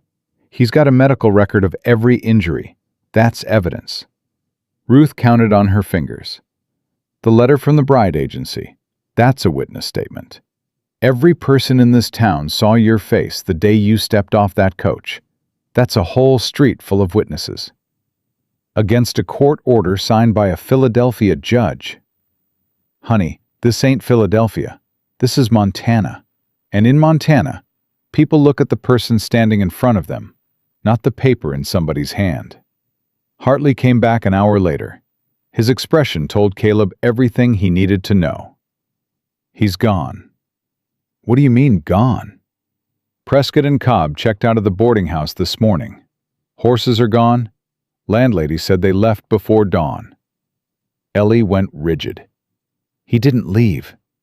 "His things are gone, Ellie." "He didn't leave," she repeated. "Vernon doesn't quit. He repositions. He's still here somewhere, or he's coming back with something worse." Hartley looked at Caleb. Caleb looked at Ellie. He knew, in his bones, that she was right. 3 years under Vernon's control had made her an expert in his patterns, and her instincts were sharper than any lawman's. What would he do next? Caleb asked. If you had to guess. Ellie thought for a long time. He'd find leverage. Something he could use against you, not me. Vernon knows I won't break anymore, so he'll try to break the people around me instead. She looked at Caleb. He'll go after your reputation, your property, your livelihood. Anything to make it too costly for you to keep me. Nothing's too costly. You say that now. I'll say it tomorrow, too. 4 days of quiet followed. Caleb and Ellie worked the ranch. They ate together, talked together, and each night Ellie's door stayed unbolted. She hadn't moved into his room. They weren't there yet, and Caleb didn't push. But the open door was its own language. On the 5th day, trouble arrived, wearing a badge. A man rode up to the ranch at mid-morning. He was lean, sharp-faced, and wore a U.S. Marshal's star on his vest. Behind him rode 2 deputies. Caleb met them in the yard, his hand resting casually near his hip. "Help you?" "Caleb Thornton?" "That's right." The marshal produced a document. "My name is Marshal Henry Dolan, out of Helena. I've got a court order from Territorial Judge Morrison directing me to take custody of one Ellie Prescott and return her to the jurisdiction of the Commonwealth of Pennsylvania, pending a competency hearing." The ground dropped out from under Caleb's feet. "She's Ellie Thornton now. We're married." Dolan looked at the document. "The order was filed before your marriage and names Ellie Prescott. The petitioner argues the marriage was conducted under duress and is therefore invalid." "Under duress? She chose to marry me." "That's for a judge to decide, Mr. Thornton. I'm here to execute the order, not interpret it." Ellie came out of the cabin. She saw the badges. She saw the document. And something in her face went completely still. "No," she said. Dolan tipped his hat. "Ma'am, I'm sorry about this, but I've got a legal obligation." "I said no." Ellie stepped off the porch. "I'm not going back. I'm a married woman standing on my own property. You have no authority here." Ma'am, this order comes from Territorial Judge Morrison, who was contacted by Vernon Prescott, Ellie said. A man currently wanted for trespassing and criminal intimidation in this county. Did your judge mention that? Dolan hesitated. The petition didn't mention— Of course it didn't. Ellie's voice shook with rage, not fear. Because Vernon Prescott is a liar, Marshal. He beat me for 3 years. He broke my ribs. He tried to sell me to a man 3 times my age to pay his gambling debts. And when I ran, he bought a judge to call me crazy so he could drag me back. Ma'am, I sympathize, but— Don't sympathize. Listen. She rolled up her sleeves, both arms. The scars caught the light. These are from a belt buckle. This one is from a fireplace poker. This one is from a letter opener. Do these look self-inflicted to you, Marshal? Dolan stared at her arms. His jaw worked. I have a doctor's report, Ellie continued. I have witnesses. I have a letter from the agency that helped me escape. And I have a husband who has never once raised his hand to me. She pointed at the document. That paper was bought with blood money by a man who tortured me. And if you take me back to him, you are delivering me to my death. The silence stretched taut as wire. One of the deputies shifted uncomfortably. Marshal, maybe we should— Quiet. Dolan looked at the document again, then at Ellie, then at Caleb. Mr. Thornton, do you have proof of marriage? Signed certificate, witnessed by Sheriff Hartley and Pastor Whitman. And this doctor's report she mentioned? Dr. Samuel Bridges, 22 years practicing in Copper Bluff. I can have him here within the hour. Dolan folded the document slowly. I'm going to do something I've never done in 20 years of carrying this badge. I'm going to delay execution of this order pending verification. That means I need to see the marriage certificate, the medical report, and I need to speak with your sheriff. If everything checks out, I'll recommend to Judge Morrison that the order be stayed pending a full hearing. And if it doesn't check out? Caleb asked. Then I'll be back. And I won't be asking. Dolan mounted his horse. You've got 24 hours, Thornton. Have your evidence ready. They watched the riders disappear down the trail. Ellie stood in the yard, her sleeves still rolled up, her scars exposed to the sunlight. She was trembling from head to foot. Caleb reached for her. She grabbed onto him and held on so hard he could feel her heartbeat against his chest. 24 hours, she whispered. That's all we need. Caleb rode to town like the devil was chasing him. He hit Hartley's office first, then Doc Bridges, then Ruth's restaurant. By nightfall, he had assembled everything they needed at the sheriff's office. The marriage certificate, signed and stamped. Doc Bridges' medical report, 3 pages detailing every injury, the broken ribs, the displaced 4th rib, the badly healed wrist, the systematic scarring on both forearms, the malnutrition, the bruising patterns consistent with sustained physical abuse. The letter from the Western Bride Protective Agency. A signed statement from Ruth Calloway describing Ellie's condition the day she arrived. And a written account from Frank Delaney, the stage line operator, confirming Ellie's visible injuries when she stepped off the coach. But it was Maggie who delivered the killing blow. She arrived at the sheriff's office just before sunset, dusty and out of breath, carrying a leather satchel. "What's that?" Caleb asked. "Something that changes everything." Maggie opened the satchel and pulled out a stack of letters tied with string. "After you told me about Vernon, I wrote to a friend of mine in Philadelphia, Helen Gardner. Her husband's a lawyer. I asked her to look into Vernon Prescott." "Maggie, hush." Helen wrote back yesterday, express post. Maggie untied the letters. "Vernon Prescott has been sued 3 times in the past 2 years, twice for unpaid gambling debts, once by a woman named Clara Tillman. Who's Clara Tillman? His former housekeeper. She filed a complaint with the Philadelphia police, alleging that Vernon Prescott assaulted her in his home. The complaint was withdrawn after Vernon's lawyer threatened her. But Helen tracked her down. Maggie pulled out a single sheet of paper. Clara Tillman's sworn statement, describing how Vernon Prescott beat her with a belt when she tried to stop him from hitting Ellie. The room went dead silent. "There's a witness," Caleb said. "There's a witness. A witness who saw him beat Ellie and who was beaten herself for trying to intervene. And she's willing to testify." Hartley took the statement and read it carefully. When he looked up, his eyes were hard as flint. "This is enough. Combined with Doc's report and the agency letter, this is more than enough." "For what?" Caleb asked.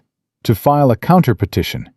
Not just to block Vernon's order, but to have him charged. Assault, false imprisonment, fraud. That competency order was obtained under false pretenses." Hartley looked at each of them. "Vernon Prescott isn't just going to lose his claim on Ellie. If this goes the way I think it will, he's going to prison." The next morning, Marshal Dolan arrived at the sheriff's office to find every piece of evidence laid out on Hartley's desk like a battlefield map. He spent 2 hours reading every document, asking questions, cross-referencing dates. When he finished, he sat back in his chair and rubbed his face. "I've been a marshal for 20 years, he said. "I've executed a lot of orders I didn't agree with because the law said I had to. But this," he tapped the stack of papers, "this isn't law. This is a wealthy man using the legal system as a weapon against a woman he abused." "So what happens now?" Caleb asked. "I'm going to ride back to Helena and recommend that Judge Morrison vacate the custody order immediately. I'm going to include Doc Bridges' medical report, the Tillman statement, and the agency letter, and I'm going to recommend that the matter be referred to federal authorities for investigation into the fraudulent competency filing." "And Vernon? If he's smart, he'll be on the next train back to Philadelphia. If he's stupid," Dolan shrugged, "well, I've got 2 deputies, and Sheriff Hartley's got a jail cell." "He's not smart," Ellie said from the doorway. "He's proud. Proud men don't run." Dolan looked at her for a long moment. "Mrs. Thornton, you are one of the bravest women I've ever met." "I'm not brave, Marshal. I'm just done being afraid." Dolan left for Helena that afternoon. The town held its breath. Caleb and Ellie went home and tried to live normally. But normal was a word that had lost all meaning. 2 days later, Vernon made his move. It was early evening. Caleb was in the barn feeding the horses. Ellie was inside, kneading dough for bread. She heard the back door creak and assumed it was the wind. Then she smelled cologne. Expensive cologne, the kind Vernon wore. She turned slowly. He stood in her kitchen, 3 feet away. Silas Cobb blocked the back door behind him. Cobb held a rope. "Hello, Eleanor," Vernon said. His voice was calm, almost gentle, the voice he used before the worst of it. "It's time to come home." Ellie's hand moved to her apron pocket. The Colt was there, loaded, ready. Her fingers closed around the grip. "You're in my home, Vernon." "This isn't a home. This is a shack in the wilderness. And that man out there isn't your husband. He's a stranger who answered your desperation." Vernon took a step closer. "I've been patient, Eleanor. I've tried to do this the legal way. But you've forced my hand." "I forced nothing. You came 2,000 miles to drag back a woman who would rather die than live under your roof." "Such drama." Vernon shook his head. "You always were theatrical. Cobb, take her." Cobb moved forward. Ellie pulled the Colt from her apron and leveled it at his chest. Cobb stopped dead. "One more step," Ellie said, "and I'll put a bullet through your heart." Cobb looked at Vernon. Vernon's composure finally, truly, shattered. "You wouldn't dare." 3 years, Vernon. 3 years of your belt and your fists and your poker and your sick, twisted games. 3 years of being told I was worthless, that I was crazy, that no one would ever believe me. Ellie cocked the hammer. "I dare." "She's bluffing," Vernon said to Cobb. "She doesn't have it in her." "I bit through your hand to escape you," Ellie said quietly. "You think I won't pull a trigger?" The back door crashed open, but it wasn't Cobb who came through. It was Caleb. He'd come around from the barn when he heard voices. He stood in the doorway behind Cobb, his Winchester leveled at the back of the hired man's skull. "Don't move," Caleb said. His voice was ice. "Either of you." Cobb raised his hands slowly. Vernon looked between Caleb's rifle and Ellie's pistol, and for the first time since he'd arrived in Montana, real fear crossed his face. "Ellie," Caleb said, not taking his eyes off Cobb. "You all right?" "I'm all right." "You can put the gun down now." "Not yet." Caleb didn't argue. "Here's what's going to happen," Caleb said. "Cobb, you're going to unbuckle your gun belt and drop it. Then you're going to walk out the front door and sit on the porch with your hands on your head. If you reach for anything, my wife will shoot you in the chest, and I'll shoot you in the back. And no jury in Montana will convict either of us." Cobb unbuckled his belt. It hit the floor with a heavy thud. He walked to the front door and went outside. Vernon stood alone in the kitchen, surrounded by flour dust and bread dough, facing his sister and the man she'd married. No hired gun, no judge's order, no money, no power, no leverage. Just a man in a fine suit with scarred knuckles and nothing left. "Sit down, Vernon," Ellie said. "Eleanor, sit down." He sat. His hands gripped the edge of the table. His knuckles were white. Ellie kept the Colt trained on him. "You're going to listen to me now. For the first time in your miserable life, you're going to listen." "I don't." "I'm talking." Her voice cut like a blade. "You took everything Father left me. You took my inheritance, my home, my freedom. You beat me until I couldn't stand, then told the world I was crazy. You tried to sell me to a man who wanted to own me the way you owned me." "I never owned." "You broke my ribs over a teacup, Vernon." Tears ran down her face, but her aim didn't waver. "A teacup. Your mother's teacup, which I washed and dried and cared for every day because it was the only beautiful thing left in that house. And when it slipped, when it broke, you broke me with it." Vernon's mouth opened and closed. No words came. "But I survived. I survived you. I walked out of that house with 2 broken ribs and blood on my dress. And I got on a train, and I rode 2,000 miles to the end of the earth. And I found a man who gave me a locked door and a loaded gun and never once asked me to be less than what I am." She lowered the Colt 1 inch. "You've lost, Vernon. The marshal has the evidence. Clara Tillman is willing to testify. Doc Bridges has documented everything you did to me. It's over." Vernon's face had gone gray. "Clara talked?" Clara talked. Something collapsed behind his eyes. The calculation, the control, the cruel intelligence. All of it crumbled at once, and what was left was a small, pathetic man sitting in a stranger's kitchen with flour on his expensive suit. "If you go back to Philadelphia quietly," Ellie said, "I won't press charges. You'll lose the guardianship. You'll lose control of Father's estate. But you'll be free. And if I don't? Then Marshal Dolan will arrest you for assault, false imprisonment, and fraud. And you'll spend the next 10 years explaining to a prison warden why you beat your sister with a fireplace poker." The silence lasted a full minute. "You used to be such a quiet girl," Vernon whispered. "You taught me to fight," Ellie said. "I suppose I should thank you for that." Vernon stood slowly. He looked at Caleb, who still held the Winchester. He looked at Ellie, who still held the Colt.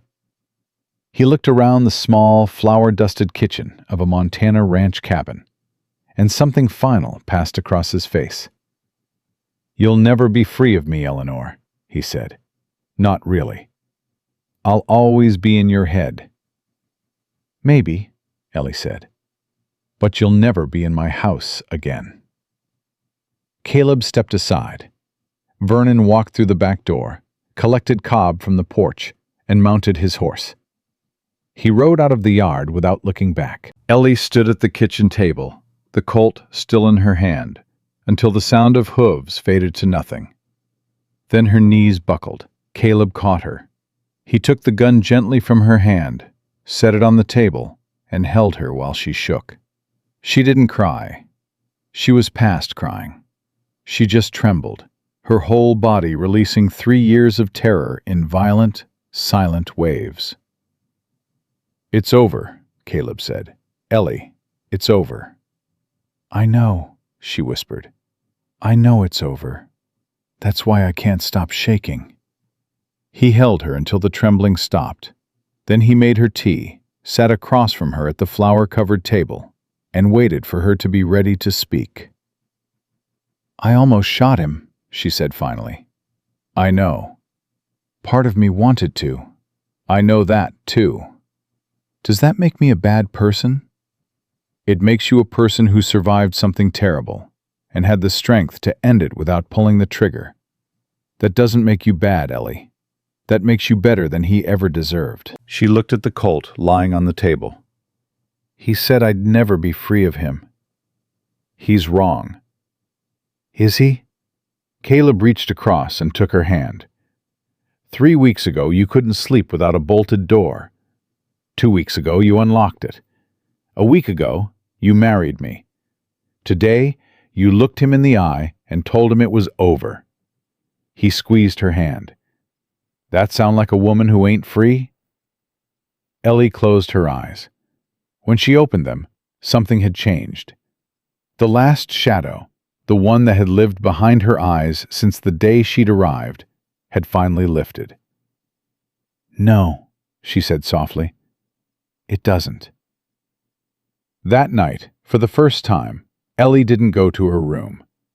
She took Caleb's hand, led him to the porch, and they sat together watching the stars fill the Montana sky.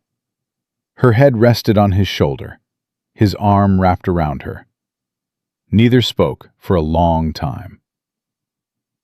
"Caleb?" "Yeah?" "I think I'd like to move my things into your room, if that's all right." His arm tightened around her. "That's more than all right." "And Caleb?" "Yeah?" "Thank you for not killing him. Thank you for not letting me." She laughed then, a real laugh, full and warm, rising into the night air like smoke from a fire that had finally caught. And Caleb Thornton laughed with her, because for the first time in 6 years, the future felt like something to walk toward, instead of something to survive.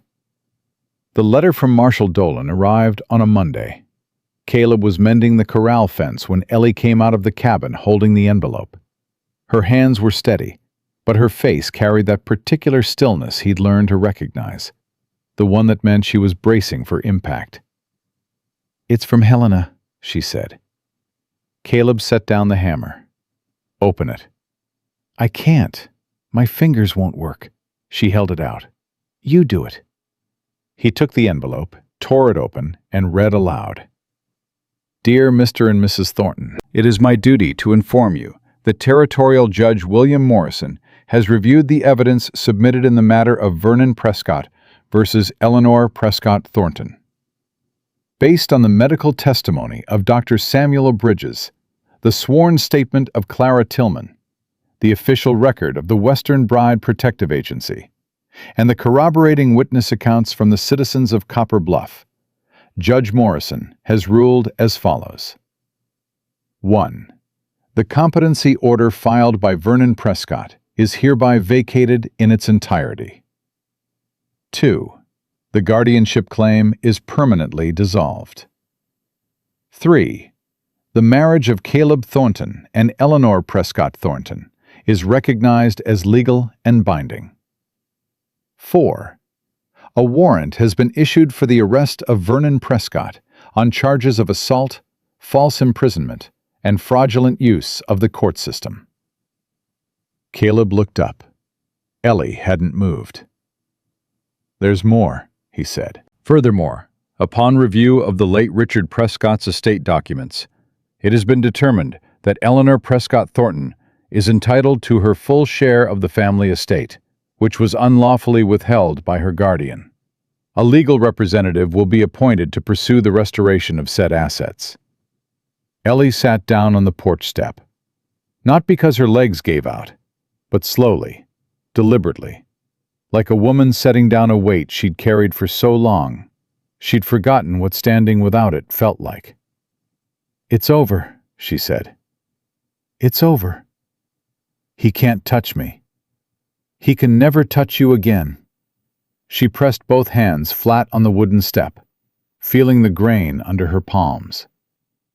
"I keep waiting to feel something. Relief, joy, something. But all I feel is—" She searched for the word. "Quiet. Like the noise in my head finally stopped." Caleb sat beside her.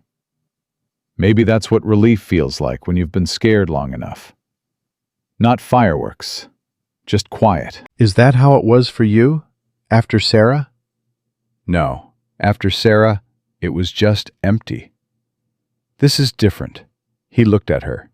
"This is full." She leaned into him. He put his arm around her. They sat on the porch step in the morning sun. Two people who had each carried their grief alone for years, finally resting in the same silence. Ruth Calloway threw a party. She didn't ask permission, didn't consult anyone, just showed up at the ranch 3 days later in a wagon loaded with food, followed by Maggie and Jim, Doc Bridges, Sheriff Hartley, Pastor Whitman, and half the town. "What is this?" Caleb said, standing in the yard looking bewildered. "Your wedding reception," Ruth announced, climbing down from the wagon with a ham the size of a small child. "Since you two got married in such a rush that nobody got to celebrate properly." "Ruth, we don't need—" "Caleb Thornton, you spent 6 years hiding in this cabin like a hermit. Your wife faced down her demon on the steps of our church, and then held a gun on him in her own kitchen. We are celebrating whether you like it or not. Now move out of my way. I've got potato salad that won't keep." Ellie appeared in the doorway. She looked at the wagons, the people, the food being unloaded, and her eyes went wide. "What's happening?" "Apparently we're having a party," Caleb said. I've never had—" She stopped. "I don't know how to do this." Maggie was already beside her. "You don't have to do anything. Just stand there, eat food, and let people be nice to you. Think you can manage that?" "I can try." "That's my girl." The party spilled across the yard and into the cabin. Ruth took over the kitchen. Maggie organized everything and everyone. Jim played a fiddle he'd brought, and it turned out Doc Bridges could sing when he wasn't drinking, which was rare, but happening today because Ruth had hidden every bottle within a mile radius. People came up to Ellie, one by one, not with grand speeches or dramatic gestures, with small things. Martha Hadley, the preacher's wife who had been so sharp at the general store, brought a quilt she'd sewn. She handed it to Ellie without quite meeting her eyes. "For your bed," Martha said stiffly. "It gets cold up here in winter." "Thank you, Mrs. Hadley." Martha hesitated. "I said some unkind things when you first arrived. I was wrong. I wanted you to know that. It takes courage to say that. It takes more courage to do what you did. Martha nodded once and walked away quickly, but Ellie saw her wipe her eyes before she reached the food table. Frank Delaney brought a rocking chair he'd made himself. "Every porch needs one," he said, setting it down. "And I reckon you've earned a place to sit." Jenkins from the general store brought a bolt of fabric, fine blue cotton, the kind Ellie had admired but never mentioned she couldn't afford. "For your shop," he said, and when Ellie looked confused, he grinned. "Ruth told me you sew. She said you'd be opening a dress shop in town before the year's out. I'm getting ahead of the rush." Ellie looked at Ruth across the yard. Ruth shrugged. "I may have mentioned it to a few people. I never said I was opening a shop." "You will, though, won't you?" Ellie held the fabric in her hands. She'd made her own clothes since she was 12. She'd mended Vernon's shirts, altered his suits, repaired his curtains. Sewing had been labor, obligation, survival. The idea that it could be something else, something chosen, something hers, hadn't occurred to her until this moment. "Maybe I will," she said. "Definitely you will," Ruth corrected. "And I'll be your first customer. I've been wearing the same 3 dresses since the Grant administration." As the afternoon wore on, Ellie found herself standing at the edge of the yard, watching. Caleb was talking with Jim and Hartley, laughing about something, his face open and easy in a way she'd never seen before.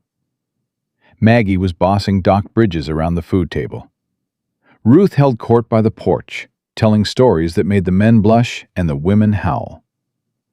These people had closed ranks around her. A stranger, a battered woman who'd arrived on a stagecoach with a bruised face and a letter begging someone to keep her safe. They'd fed her, doctored her, witnessed her marriage, confronted her abuser. And now they were celebrating her freedom on a summer afternoon like it was the most natural thing in the world. Ellie Prescott had spent 24 years believing she was alone, that the world was divided into people who hurt you and people who watched. She'd been wrong. "You're crying," Maggie said, appearing beside her. "I'm not crying. Honey, there are tears running down your face. It's the sun. It's the happiness. You're just not used to it yet." Maggie put her arm around Ellie's shoulders. "Give it time. You'll learn." That evening, after the last wagon had rolled away and the yard was empty, Caleb found Ellie sitting in the new rocking chair on the porch. She had the blue fabric in her lap, running her fingers over it absently. "Good day?" he asked. "The best day of my life." She said it simply, without drama, like stating the weather. "I didn't know days could be like that." "Like what?" "Full of people who actually want you there." Caleb sat on the step below her. "Get used to it." Ruth said the same thing. Ellie paused. "Caleb, I want to open that shop. The dress shop. Ruth wasn't wrong." "I know she wasn't." "It would mean riding into town regularly, being around people, being visible." "Is that what you want?" "It's what I need. I spent 3 years being hidden, kept in a house, kept from people, kept small so Vernon could feel big. I don't want to be kept anymore, not even by safety." "Then we'll do it." "Just like that?" "Just like that. We'll find you a space. Jenkins has that empty room next to the general store. It's small, but it's got good light and a street-facing window." Ellie stared at him. "You've already thought about this." "Ruth may have mentioned it to me too," he smiled. "About 6 times. That woman is a force of nature. That woman is the reason half this town functions at all. And she picked you, Ellie. That means something around here." 2 weeks later, Ellie opened Thornton Dressmaking in the small room beside Jenkins' general store. She started with alterations and mending, simple work that let the women of Copper Bluff come through the door without needing a reason. But they came, and they stayed, and they talked. Not all at once, not dramatically, but slowly, the way trust builds in a small town. One hemline, one button, one careful conversation at a time. Martha Hadley was her second customer. She brought in a dress she'd worn to her daughter's wedding 15 years ago and asked Ellie to take it in. "I've gained weight since then," Martha said. "Everyone has." "You haven't gained weight, Mrs. Hadley. The dress was cut too narrow in the first place. Whoever made this didn't account for a woman who actually breathes." Martha let out a startled laugh. "Well, I never thought of it that way." "Most dressmakers don't. They make clothes for mannequins, not people." Ellie pinned the fabric with quick, sure hands. "I make clothes for people." Word spread. Within a month, Ellie had more work than she could handle. She hired a girl from town, Sally McKinnon, 16, shy, with clever fingers and a mother who drank, and taught her to sew seams and press fabric. "You're good at this," Caleb said one evening, watching her sketch a dress design by lamplight. "Teaching, I mean." "I'm just showing her what my mother showed me." "Your mother would be proud." Ellie's pencil stopped. "I think about her sometimes. What she'd say if she could see me now. A rancher's wife in Montana with a dress shop and a husband who can't cook." "I can cook." "You burned water last Tuesday. That pot was defective." "The pot was fine. You forgot it was on the stove for 40 minutes. "I was fixing the fence." "You were talking to the horse." "The horse was having a bad day." Ellie laughed. She laughed easily now, freely, the sound filling whatever room she was in. Caleb collected those laughs like a man counting gold coins, each one more valuable than the last.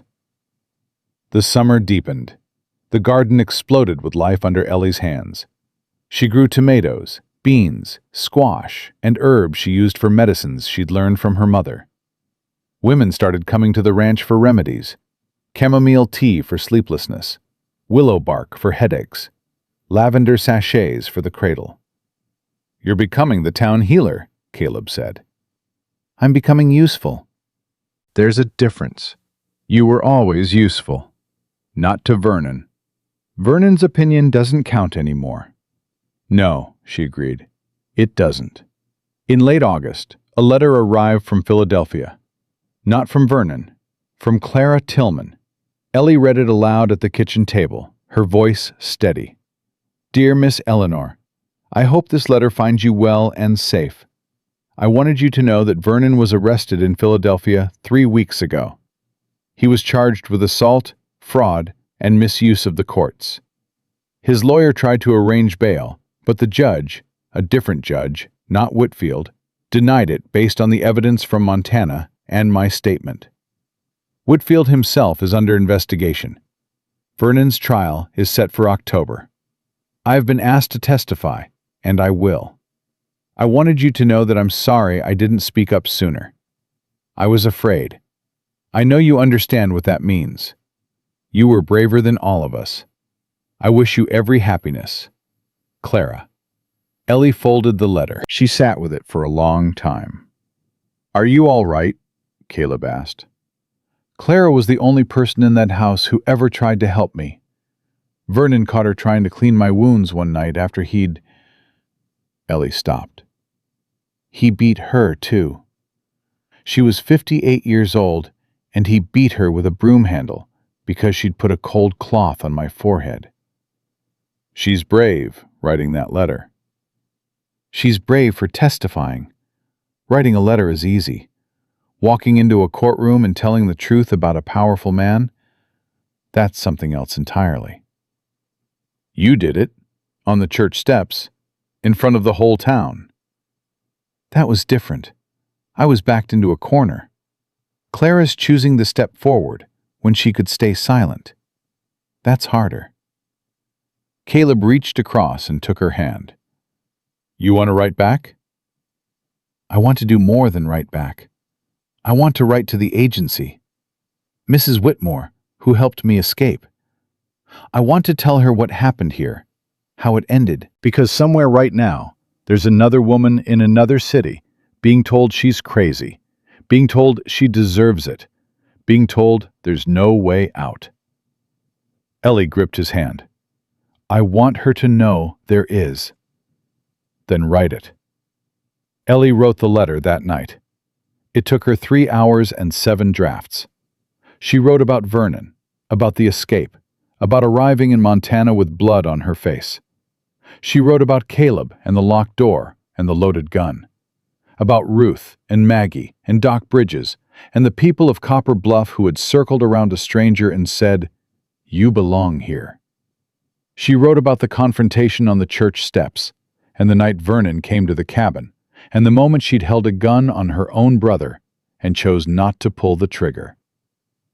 And she wrote about the dress shop, about Sally McKinnon learning to sew, about Martha Hadley's laugh, about the rocking chair on the porch, and the garden that grew wild, and the husband who talked to horses, and burned water, and made her feel, for the first time in her adult life, like a person instead of a possession. She sealed the letter and addressed it to Mrs. Agnes Whitmore, Western Bride Protective Agency, Philadelphia, Pennsylvania. It's done, she told Caleb. Will you post it tomorrow? First thing. Thank you. She looked at the sealed envelope. Do you think it'll matter? One letter? One letter brought you here, Caleb said. One letter changed both our lives. Don't underestimate what a letter can do. September arrived with cooler nights and a sky so clear the stars looked close enough to grab. Ellie had been in Montana for 3 months. 3 months since the stagecoach. 3 months since the bruise and the letter and the man who'd said, "You're not alone now." On a Thursday morning, she woke early, slipped out of bed, their bed now, the one they shared, and sat on the porch with her coffee. The air smelled like sage and coming autumn.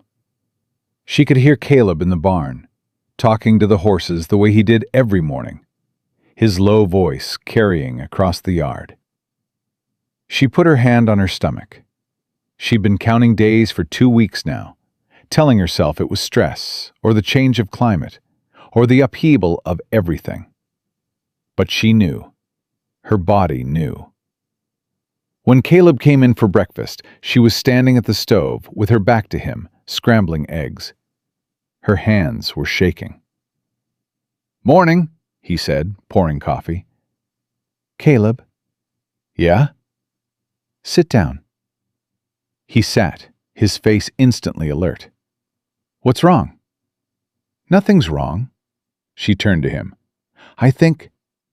Caleb, I think I'm carrying." He went very still. Carrying. A baby. I think I'm going to have a baby. The coffee cup stopped halfway to his mouth. He set it down slowly, deliberately, like a man trying not to spill something precious. "You're sure?" "I'm late. 5 weeks late. And I've been sick in the mornings. And I just know. The way my mother said she knew." Caleb stood up. His chair scraped back against the floor. He walked around the table, stopped in front of her, and put his hands on her shoulders. "A baby," he said. "Are you happy?" "Happy." He repeated the word like he was learning a new language. "Ellie, His voice broke. Caleb Thornton, who had faced down Vernon Prescott without flinching, who had held a rifle steady while a hired gun blocked his door, who had buried his first wife without shedding a tear in public. His voice broke over the word, happy. "I'll take that as a yes," she whispered. He pulled her against him, careful, gentle, one hand on her back and the other cradling the back of her head. She felt his chest heave once, twice, and realized he was crying. "I never thought I'd get this," he said into her hair. "Any of this. I'd given up, Ellie. I was living like a dead man in a cabin, waiting for the years to pass. And then you showed up, with blood on your face and a knife in your sleeve, and turned everything inside out." "You're welcome," she said, and he laughed through his tears. And she laughed too, and they stood in the kitchen, holding each other, while the eggs burned on the stove, and neither one of them cared. Doc Bridges confirmed it a week later. "Healthy," he pronounced, closing his bag. "Strong heartbeat.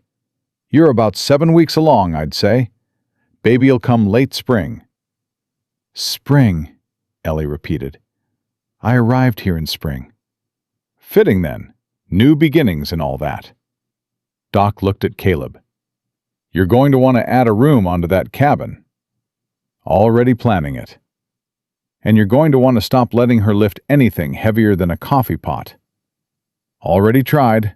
She told me to mind my own business." "That sounds right," Doc smiled at Ellie. "You've got your mother's constitution, from what you've told me. That's a good thing. Montana winters are hard on expectant mothers. You eat well, rest when you can, and let that stubborn husband of yours do the heavy work." "I'll try." "You'll do." Doc shook Caleb's hand at the door. "Congratulations, Thornton. You're going to be a father." Caleb stood on the porch after Doc left, looking out over the valley. Ellie came up beside him and slipped her hand into his. "What are you thinking?" she asked. "I'm thinking about the ad I placed. Seeking honest, hard-working woman willing to build a life in Montana territory. Not looking for love, looking for a partner." "I remember. I read it 100 times before I answered." "I meant every word. I wasn't looking for love. I was looking for someone to fill the silence." He turned to her. "I got so much more than I bargained for." "So did I. I was looking for an escape." "I would have married anyone who offered safety. But I didn't marry anyone. I married you." "Lucky me." "Lucky us." The news spread through Copper Bluff the way all news did. Fast, thoroughly, and with Ruth Calloway serving as primary distributor. Within a week, the cabin had received a hand-carved cradle from Jim Blake, a stack of baby clothes from Martha Hadley's attic, and a standing offer from Ruth to move into the spare room for the last month of pregnancy. "She doesn't need to move in," Caleb protested. "She's having a baby 8 miles from the nearest town, in the middle of Montana winter," Ruth said flatly. "Yes, she does." "I grew up on a farm, Ruth. Women had babies without—" "And some of them died, Caleb. Don't argue with me on this." He didn't argue. He'd learned. Maggie took the news with her characteristic blend of emotion and efficiency. She cried for exactly 30 seconds, hugged Ellie hard enough to crack a rib, then produced a list of everything they'd need before the baby arrived. "We've got 6 months," she said. "That's enough time to add the room, stock up on supplies, and teach Caleb how to boil water without burning it." "I can boil water." "Caleb, you burned eggs this morning." "That was— The stove was fine. You were talking to the horse again." Autumn came with gold and amber and the sharp smell of wood smoke. Ellie kept the dress shop open 4 days a week, riding into town with Caleb in the morning and back in the evening. Sally McKinnon proved herself indispensable, managing the shop on Ellie's off days with quiet competence. One afternoon, a woman Ellie didn't recognize walked into the shop. She was young, maybe 20, with a fading bruise on her jawline and eyes that wouldn't stay still. "Can I help you?" Ellie asked. The woman looked at the door, then back at Ellie. "Mrs. Whitmore sent me, from the agency. She said you'd understand." Ellie set down her sewing. She looked at the bruise, the nervous eyes, the way the woman stood with her weight shifted, ready to run. She understood. "What's your name?" "Hannah. Hannah Marsh." "Are you hungry, Hannah?" The woman's chin trembled. "Yes, ma'am." Ellie took off her apron and hung it on the hook. She walked to the door, flipped the sign to closed, and guided Hannah to the chair by the window. "Ruth Calloway runs the restaurant across the street.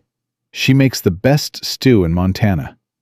I'm going to take you there, and you're going to eat, and then we're going to talk. All right?" Hannah's eyes filled. "Mrs. Whitmore said you were kind." Mrs. Whitmore was right. But more important than kind, I'm someone who's been exactly where you are right now. And I'm going to help you, Hannah, the same way people helped me.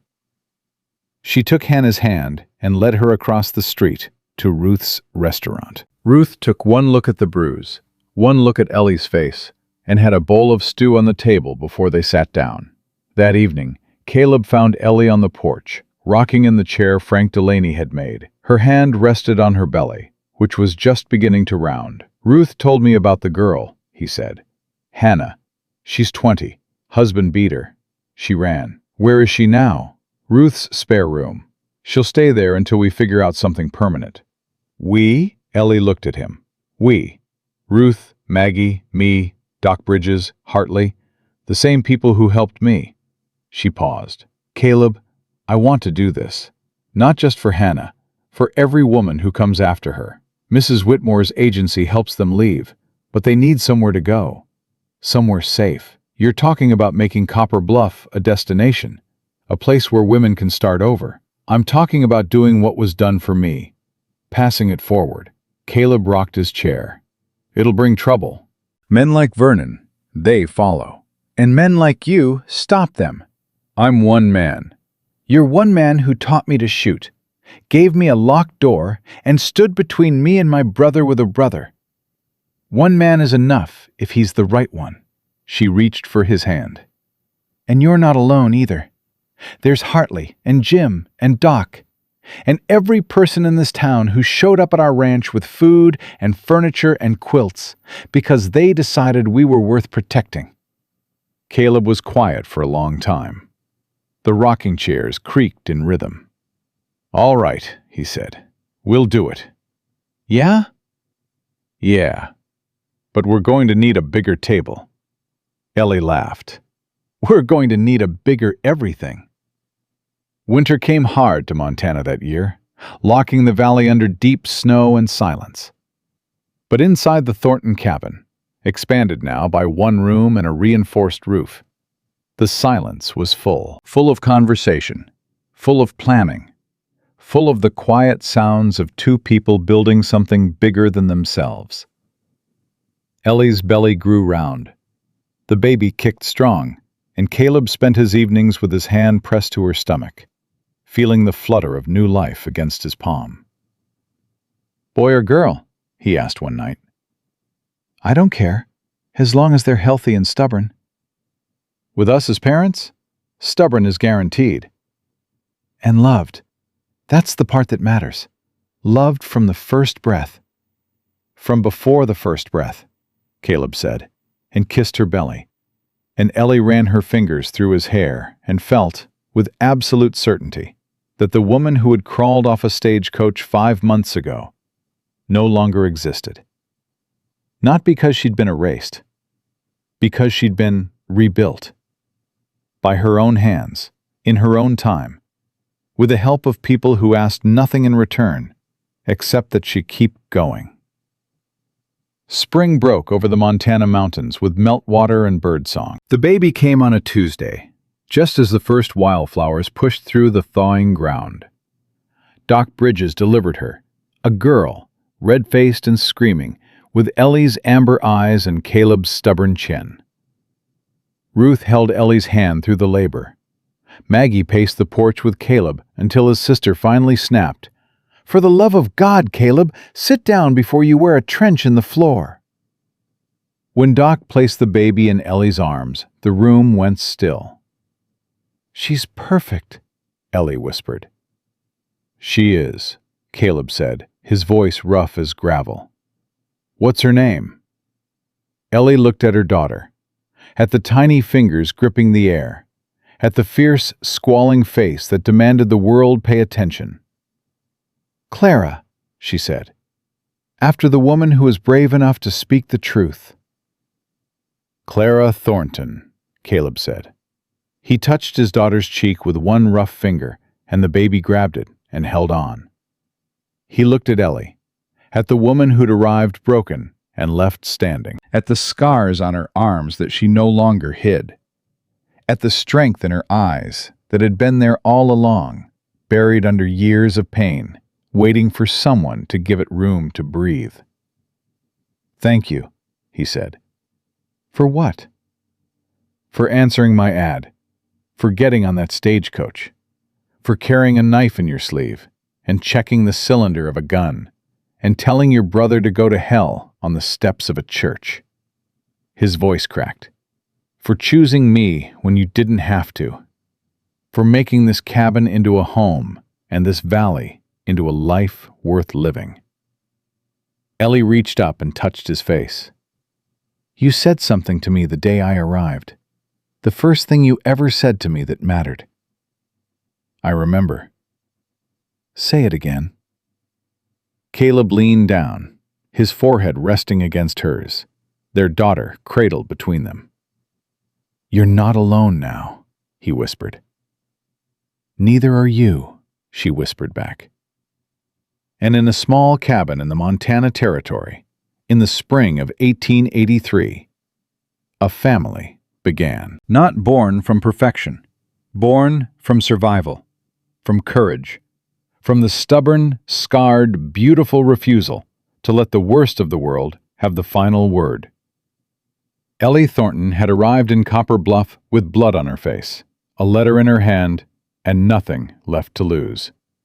She'd found everything, and she would spend the rest of her life making sure that every woman who came after her found the same thing: a locked door, a loaded gun, a chair at the table, and the words that had saved her life, spoken by a quiet rancher on a dusty platform in the middle of nowhere.